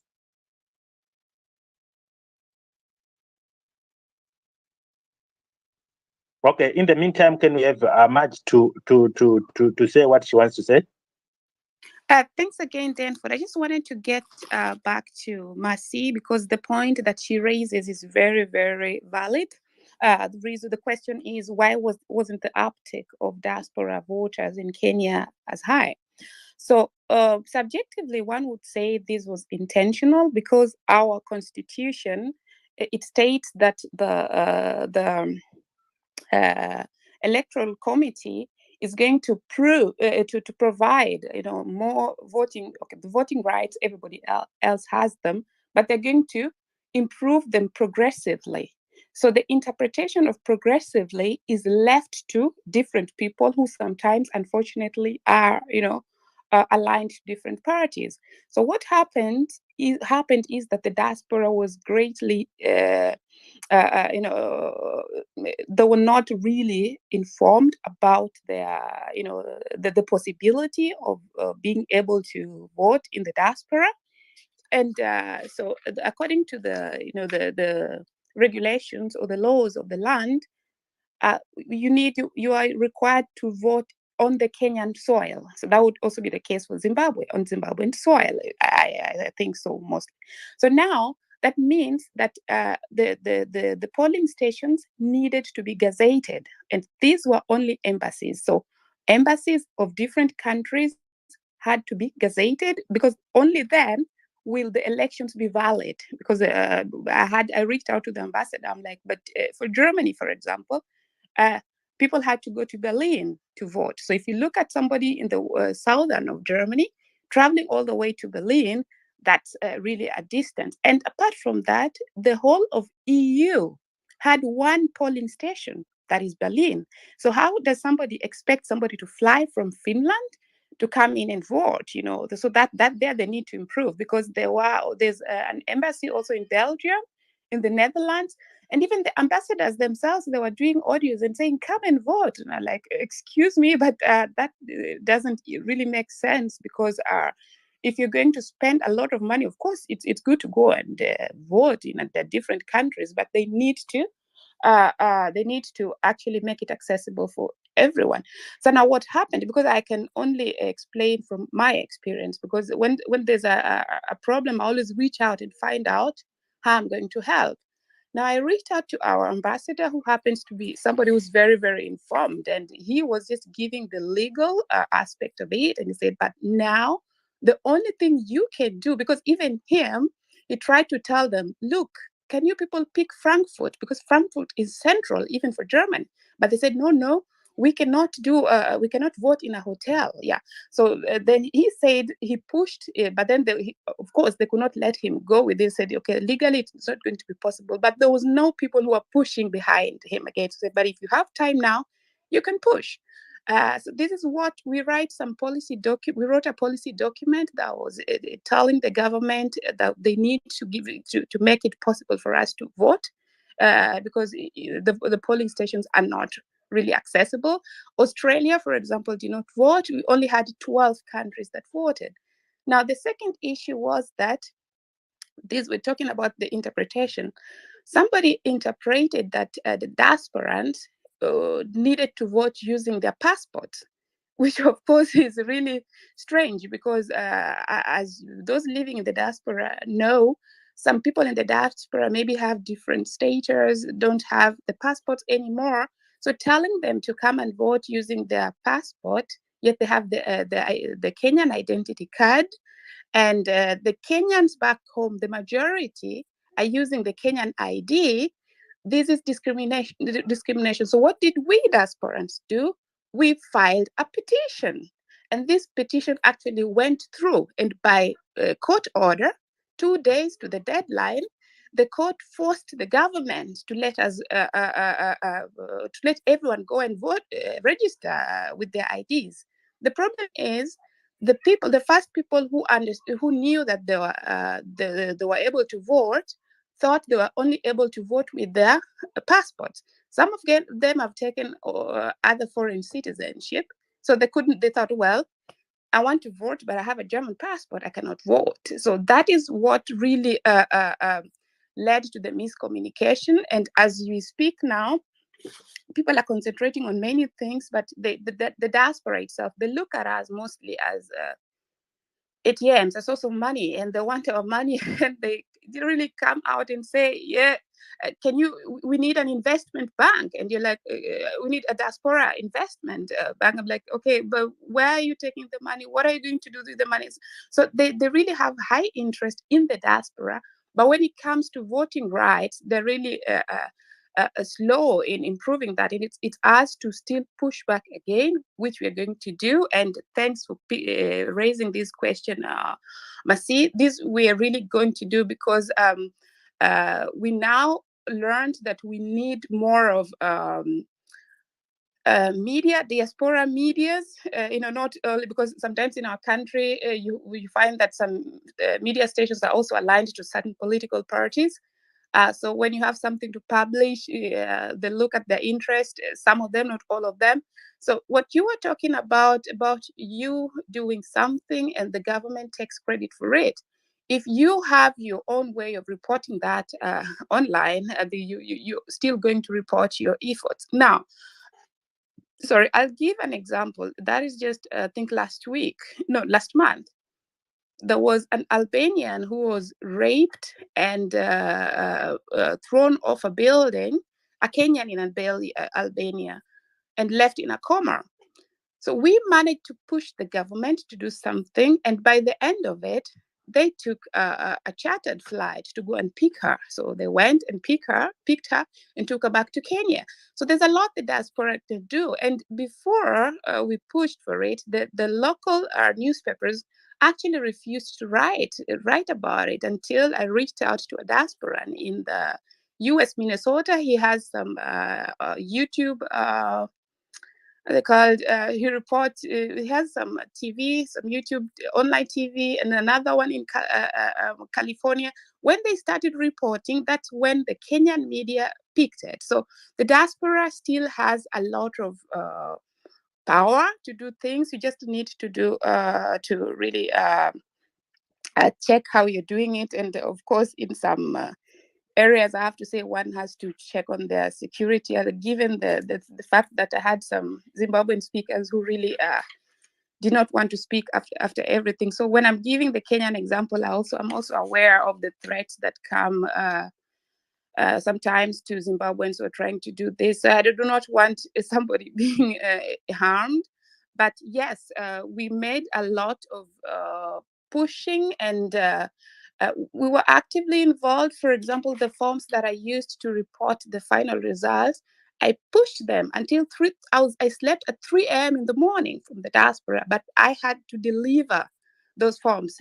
Of course, thank God we have WhatsApp, so safety, and I was delivering them to the chief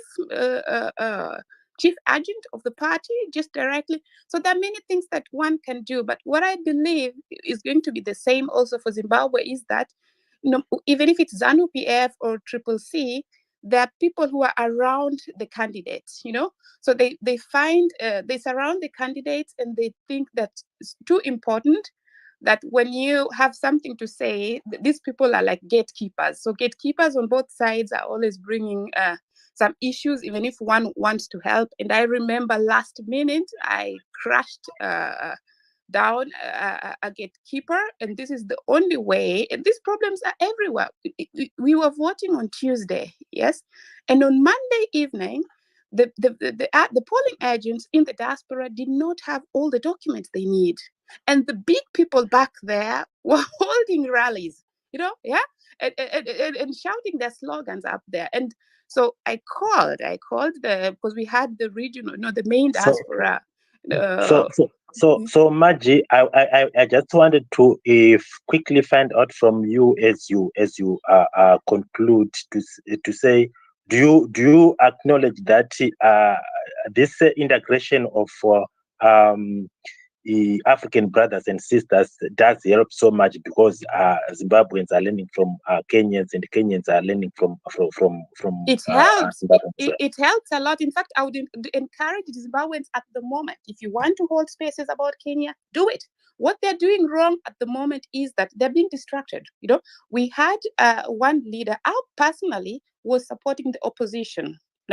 And we delivered a win for the opposition. You can check there. We delivered the win after the 12 countries. 10 of them went to the opposition. A lot of hard work. Now, according to our constitution, which we also have to obey, because we know how it was. I grew up, learning to hide my dad when plain-clothed policemen were coming to look for him, because he was fighting also for multipartyism. So the steps we've worked for, we cannot want to go back. So when we have a constitution and we have really gone through an election, and there's room according to the constitution of people who want to submit the complaints, that we go through that process, we follow the process. When we finish the process and there's somebody who's declared a winner, according to the constitution, what we can do best after that is use the same thing. We have 100 days after election. How did they perform? Check their performance, but at the moment there's a lot of distraction going on. So both countries can learn from each other. You learn about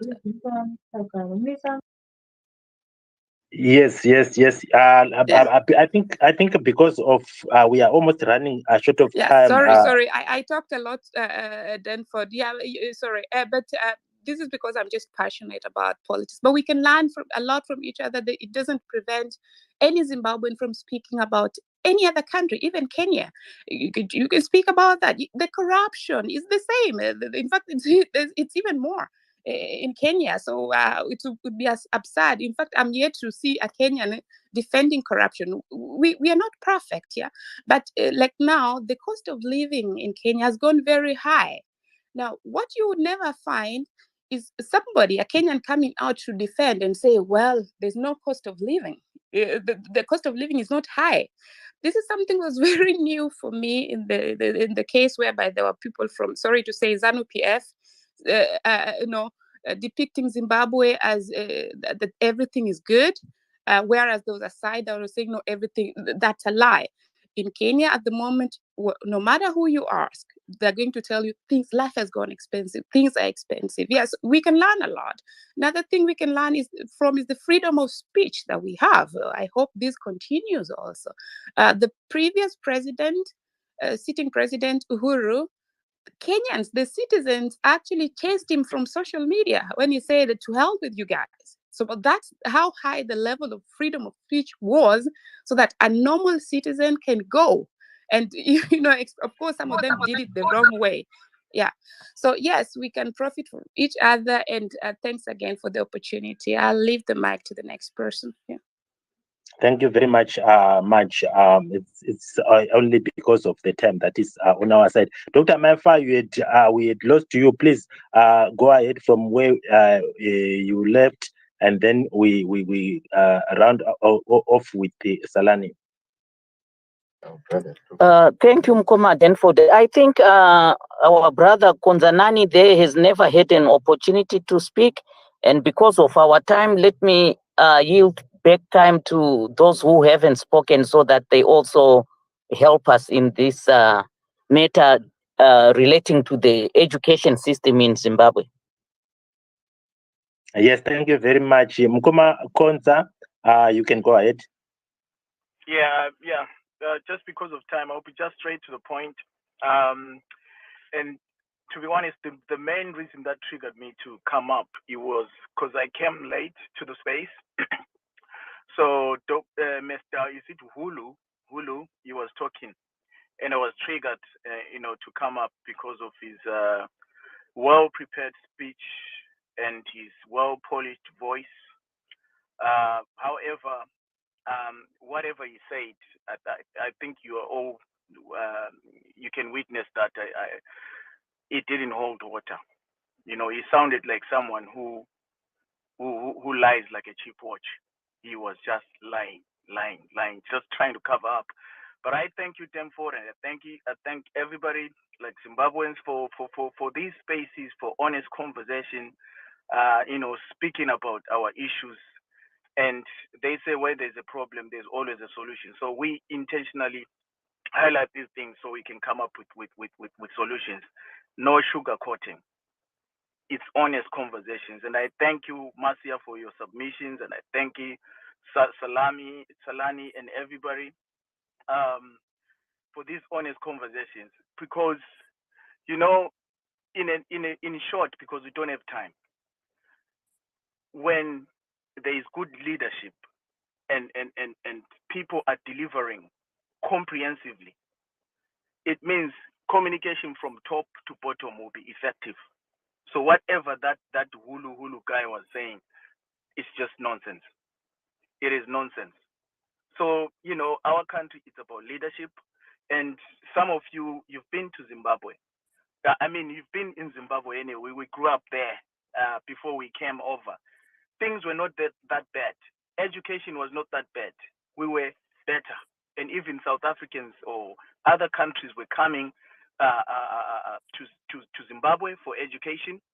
That means the system was better. We could have done even more if we constantly continued developing.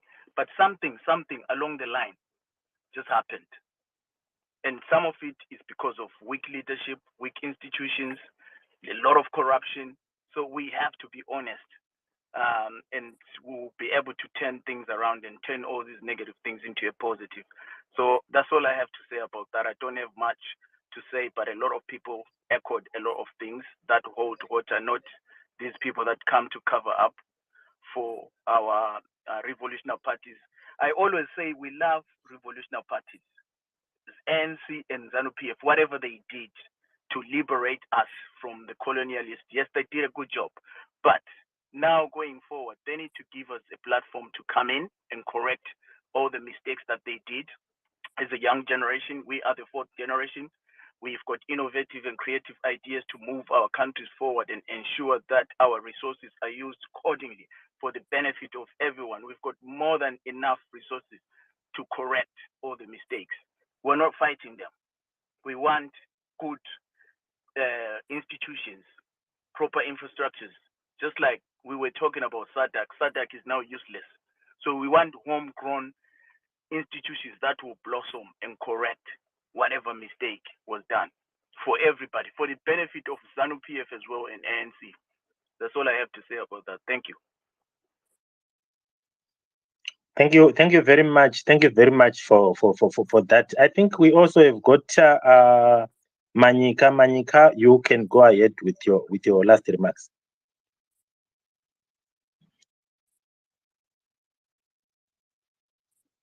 Manyika, is that South Africa or Manyika? Okay, we don't have him. Let's go to Salani before we. There's South African that I don't want or something. Yes, South African. I'm asking him to speak. It seems he's not Okay. opening up. Okay, so let's go to Salani. Thank you so much, hosts and co-hosts. Great space as always. What I wanted to say, my closing statements is this. When we're reviewing ZANU-PF's 2018 manifesto, especially on education, we have to look at this.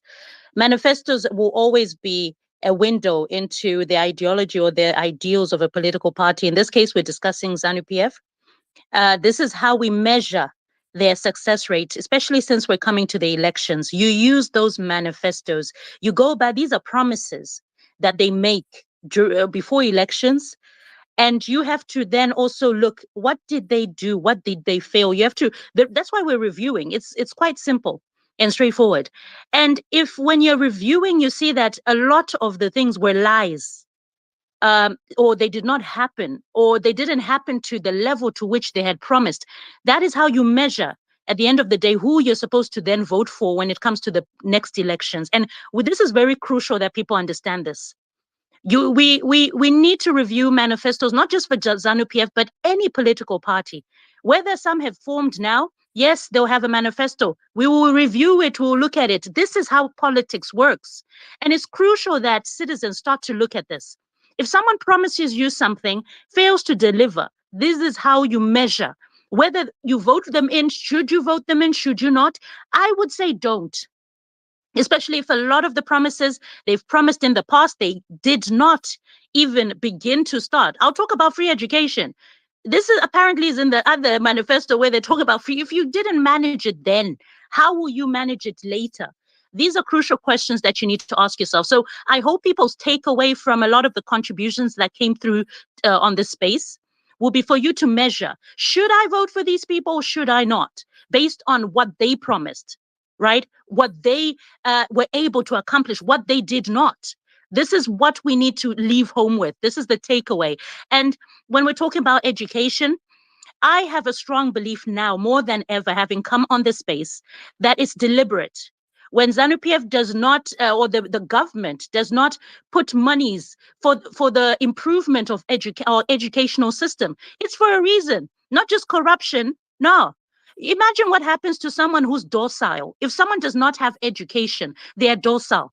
Docile, English not being our first language, it's they're able to control them, right? They become submissives, right? If someone does not have the education that they're supposed to have, you're able to tell them which way to go, what to do, who to vote for. They don't question things. So if this is not the case for ZANU-PF, I would truly urge them to start putting more investment into our educational system so that they can prove people like me wrong.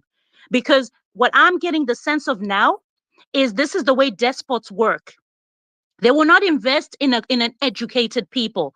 They will invest in a people that they can control so that they remain in power. So more than ever, we need to ensure that our educational system is looked after, and whoever fails to do so, you are supposed to vote them out. It's as simple and straightforward. In the words of Martin Luther King, I pray, I dream of a day, right, where Zimbabwe will be a country where foreigners will come and study in our country at our universities, because there is money to be made in that. I dream of a Zimbabwe where our teachers will not have to go to foreign lands for them to get employment, but they'll stay at home, investing in our children's education because they're being well paid and well taken care of and respected for the work for which they do. I dream of a Zimbabwe which will be one of the first-class educational countries in the world. But for this to happen, it is high time we, the citizens of Zimbabwe, started to register to vote for the right people. Because you can tell a lot from people's manifestos. And here today, we are looking at ZANU-PF's manifesto. Did they deliver? My answer is no, they did not. Will they? My answer is no, they will not. Because they have been in power for over 4 decades, and they've still failed to show us that they can help any service delivery when it comes to any sort of ministry, whether it's roads, hospitals, education. Seriously, there should be at least one ministry that you can point to and say ZANU-PF at least tried.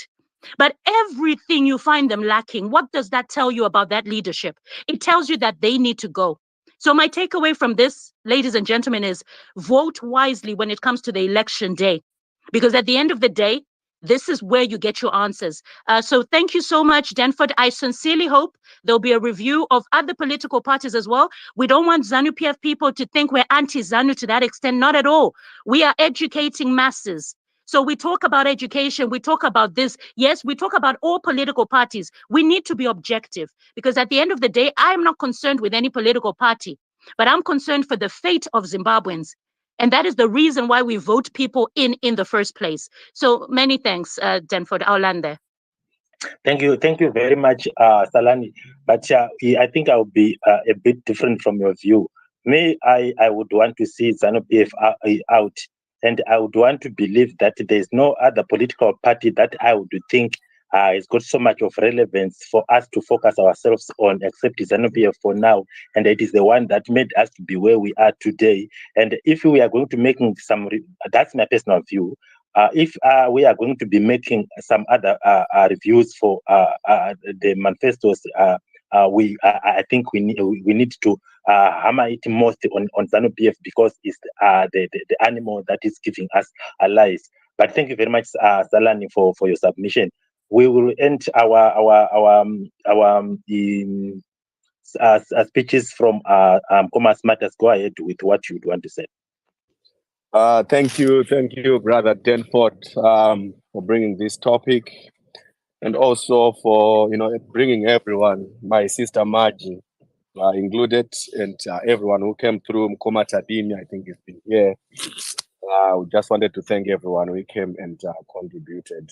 So let me start by answering your question, Mkoma Denford. You said you're going to ask each and everyone who was going to come, to give their closing remarks, to say if you were to rate ZANU-PF as far as their 2018 manifesto is concerned, when it comes to the promises that they made on education and what they said they were going to deliver, I would give them 2.5%. I would give them 2.5%. I know my sister Mas was very generous. She said she was going to give them 30%. For me, maybe the question that you would ask me is, why are you giving them 2.5%? Why not 3%? Why not 10% or 30%? And the response that I have for you there is the challenge that I put up in command.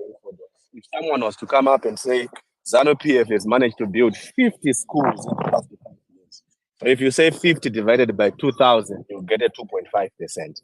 Right? So they have not managed to build 50 schools in a period of 5 years. But are we surprised? No, we are not surprised. I would like to agree with Salan's presentation there when she said, give us just one ministry, right? If you point at one ministry, you never find any ministry that is doing well. And I couldn't agree more, with that. But remember, guys, as we move to 2023 election, I just want us to focus on goodwill. In 2017, when Mnangagwa assumed power through a coup and subsequently rigging the elections in July 2018, he declared that Zimbabwe, he declared that he was going to turn around, the economy. He was going to open the political space. He was going to address human rights issues. He was going to build schools. He was going to create jobs. I think in their manifesto, they mentioned a figure of 768,000 jobs that they were going to improve to create opportunities. They mentioned specifically, they said formal jobs, right? So you notice that. So in 2018, Mnangagwa did, right? So people voted, the less than 40% that voted for Mnangagwa, they voted with this notion that they were going to give him a chance, right? And that chance he was given, and what did he do? He squandered it, and he has, I think, gone on to show that he's extremely incompetent, with no capacity to rule the country. So as we move to 2023 now, the Zimbabwe is open for business. Mantra is gone. He's left with no legs or no, feet to stand on. So I can't wait for 2023. I can't wait for the election. So thank you so much for the space. We really appreciate it. So overall, 2.5% for ZANU-PF, not just for education, but if you move to each and every aspect of our economy, be it the NGS document, if you look at the objectives and the goals that they brought in. Right, so if you look at the NGS promises that they made, like promises such as they were targeting to reduce our inflation to a single digit number, which is less than 10%. Right now, our inflation rate is around 230%. That's ZANU-PF for you. So thanks, Mkoma Denford, for the space. Really appreciate it. Thank you very much, Mkoma Smartas, and we are always blessed to have you guys come with your wisdom here on this space. We are so appreciative. But Dr. Maifa, this is your chance to speak your mind as we close the space. I want to thank everyone for the participation, and let's keep working together so that we reshape Zimbabwe in general. Remember to subscribe to our YouTube channel, Reshaping Zimbabwe, where all these recordings will be posted. And let's meet again next Saturday. But before we leave, just a gentle reminder that right now prayer for Zimbabwe has started. Look for the space. Let's pray for our country. And then those who love books, last weekend, it was my first time to attend kuverengwa kwamabhuku, and Sister Mercy, who is here with us, was reading Kariko Gagumire Mseve in Ndebele accent. I loved that. So if you have time, join Sister Mercy in the evening in reading books. But right now, let's go and pray for our country. Thank you, everyone. Have a blessed week. Thank you very much, Doctor. Thank you very much, Doctor. There, and I'm so much appreciative of everybody who came to listen. And one word that I'm going to say is this space is basically for Zimbabweans. When you come here, without your lies, we can have diversity of opinions. We can have a diversity of ideas. I will never discriminate you on the difference of our ideas. I can only not come along with you when you come here to lie to Zimbabweans in the hope that you deceive the people in order for them to vote for you. That I won't accept. And when you realize that you are going to be discriminated on those grounds, really, there's nothing that I can do, but I won't accept the propaganda on this platform. So thank you very much, everybody, for coming. Marge, I see your hand is up. I will give you 1 minute to speak what you want to speak. Thank you. Thanks, Danford. I just wanted to mention about the space that I'm going to hold next week, the one you mentioned regarding Zimbabwe. And this is the discussion on how the visit for Belarusian president in Zimbabwe, the effects of this visit. And my request would be that if you know anybody who really can speak, I'm still looking for speakers, and I'm going to also vet these speakers, because I do not want to get into a situation whereby I'm asking questions that the people I'm asking the questions don't have a chance to respond. I want to have a discussion that's based on issues. And I'm trying to also avoid, if there are people who fear speaking up, do not come, if you don't want to come to the space, that's also fine, because the topic is a little bit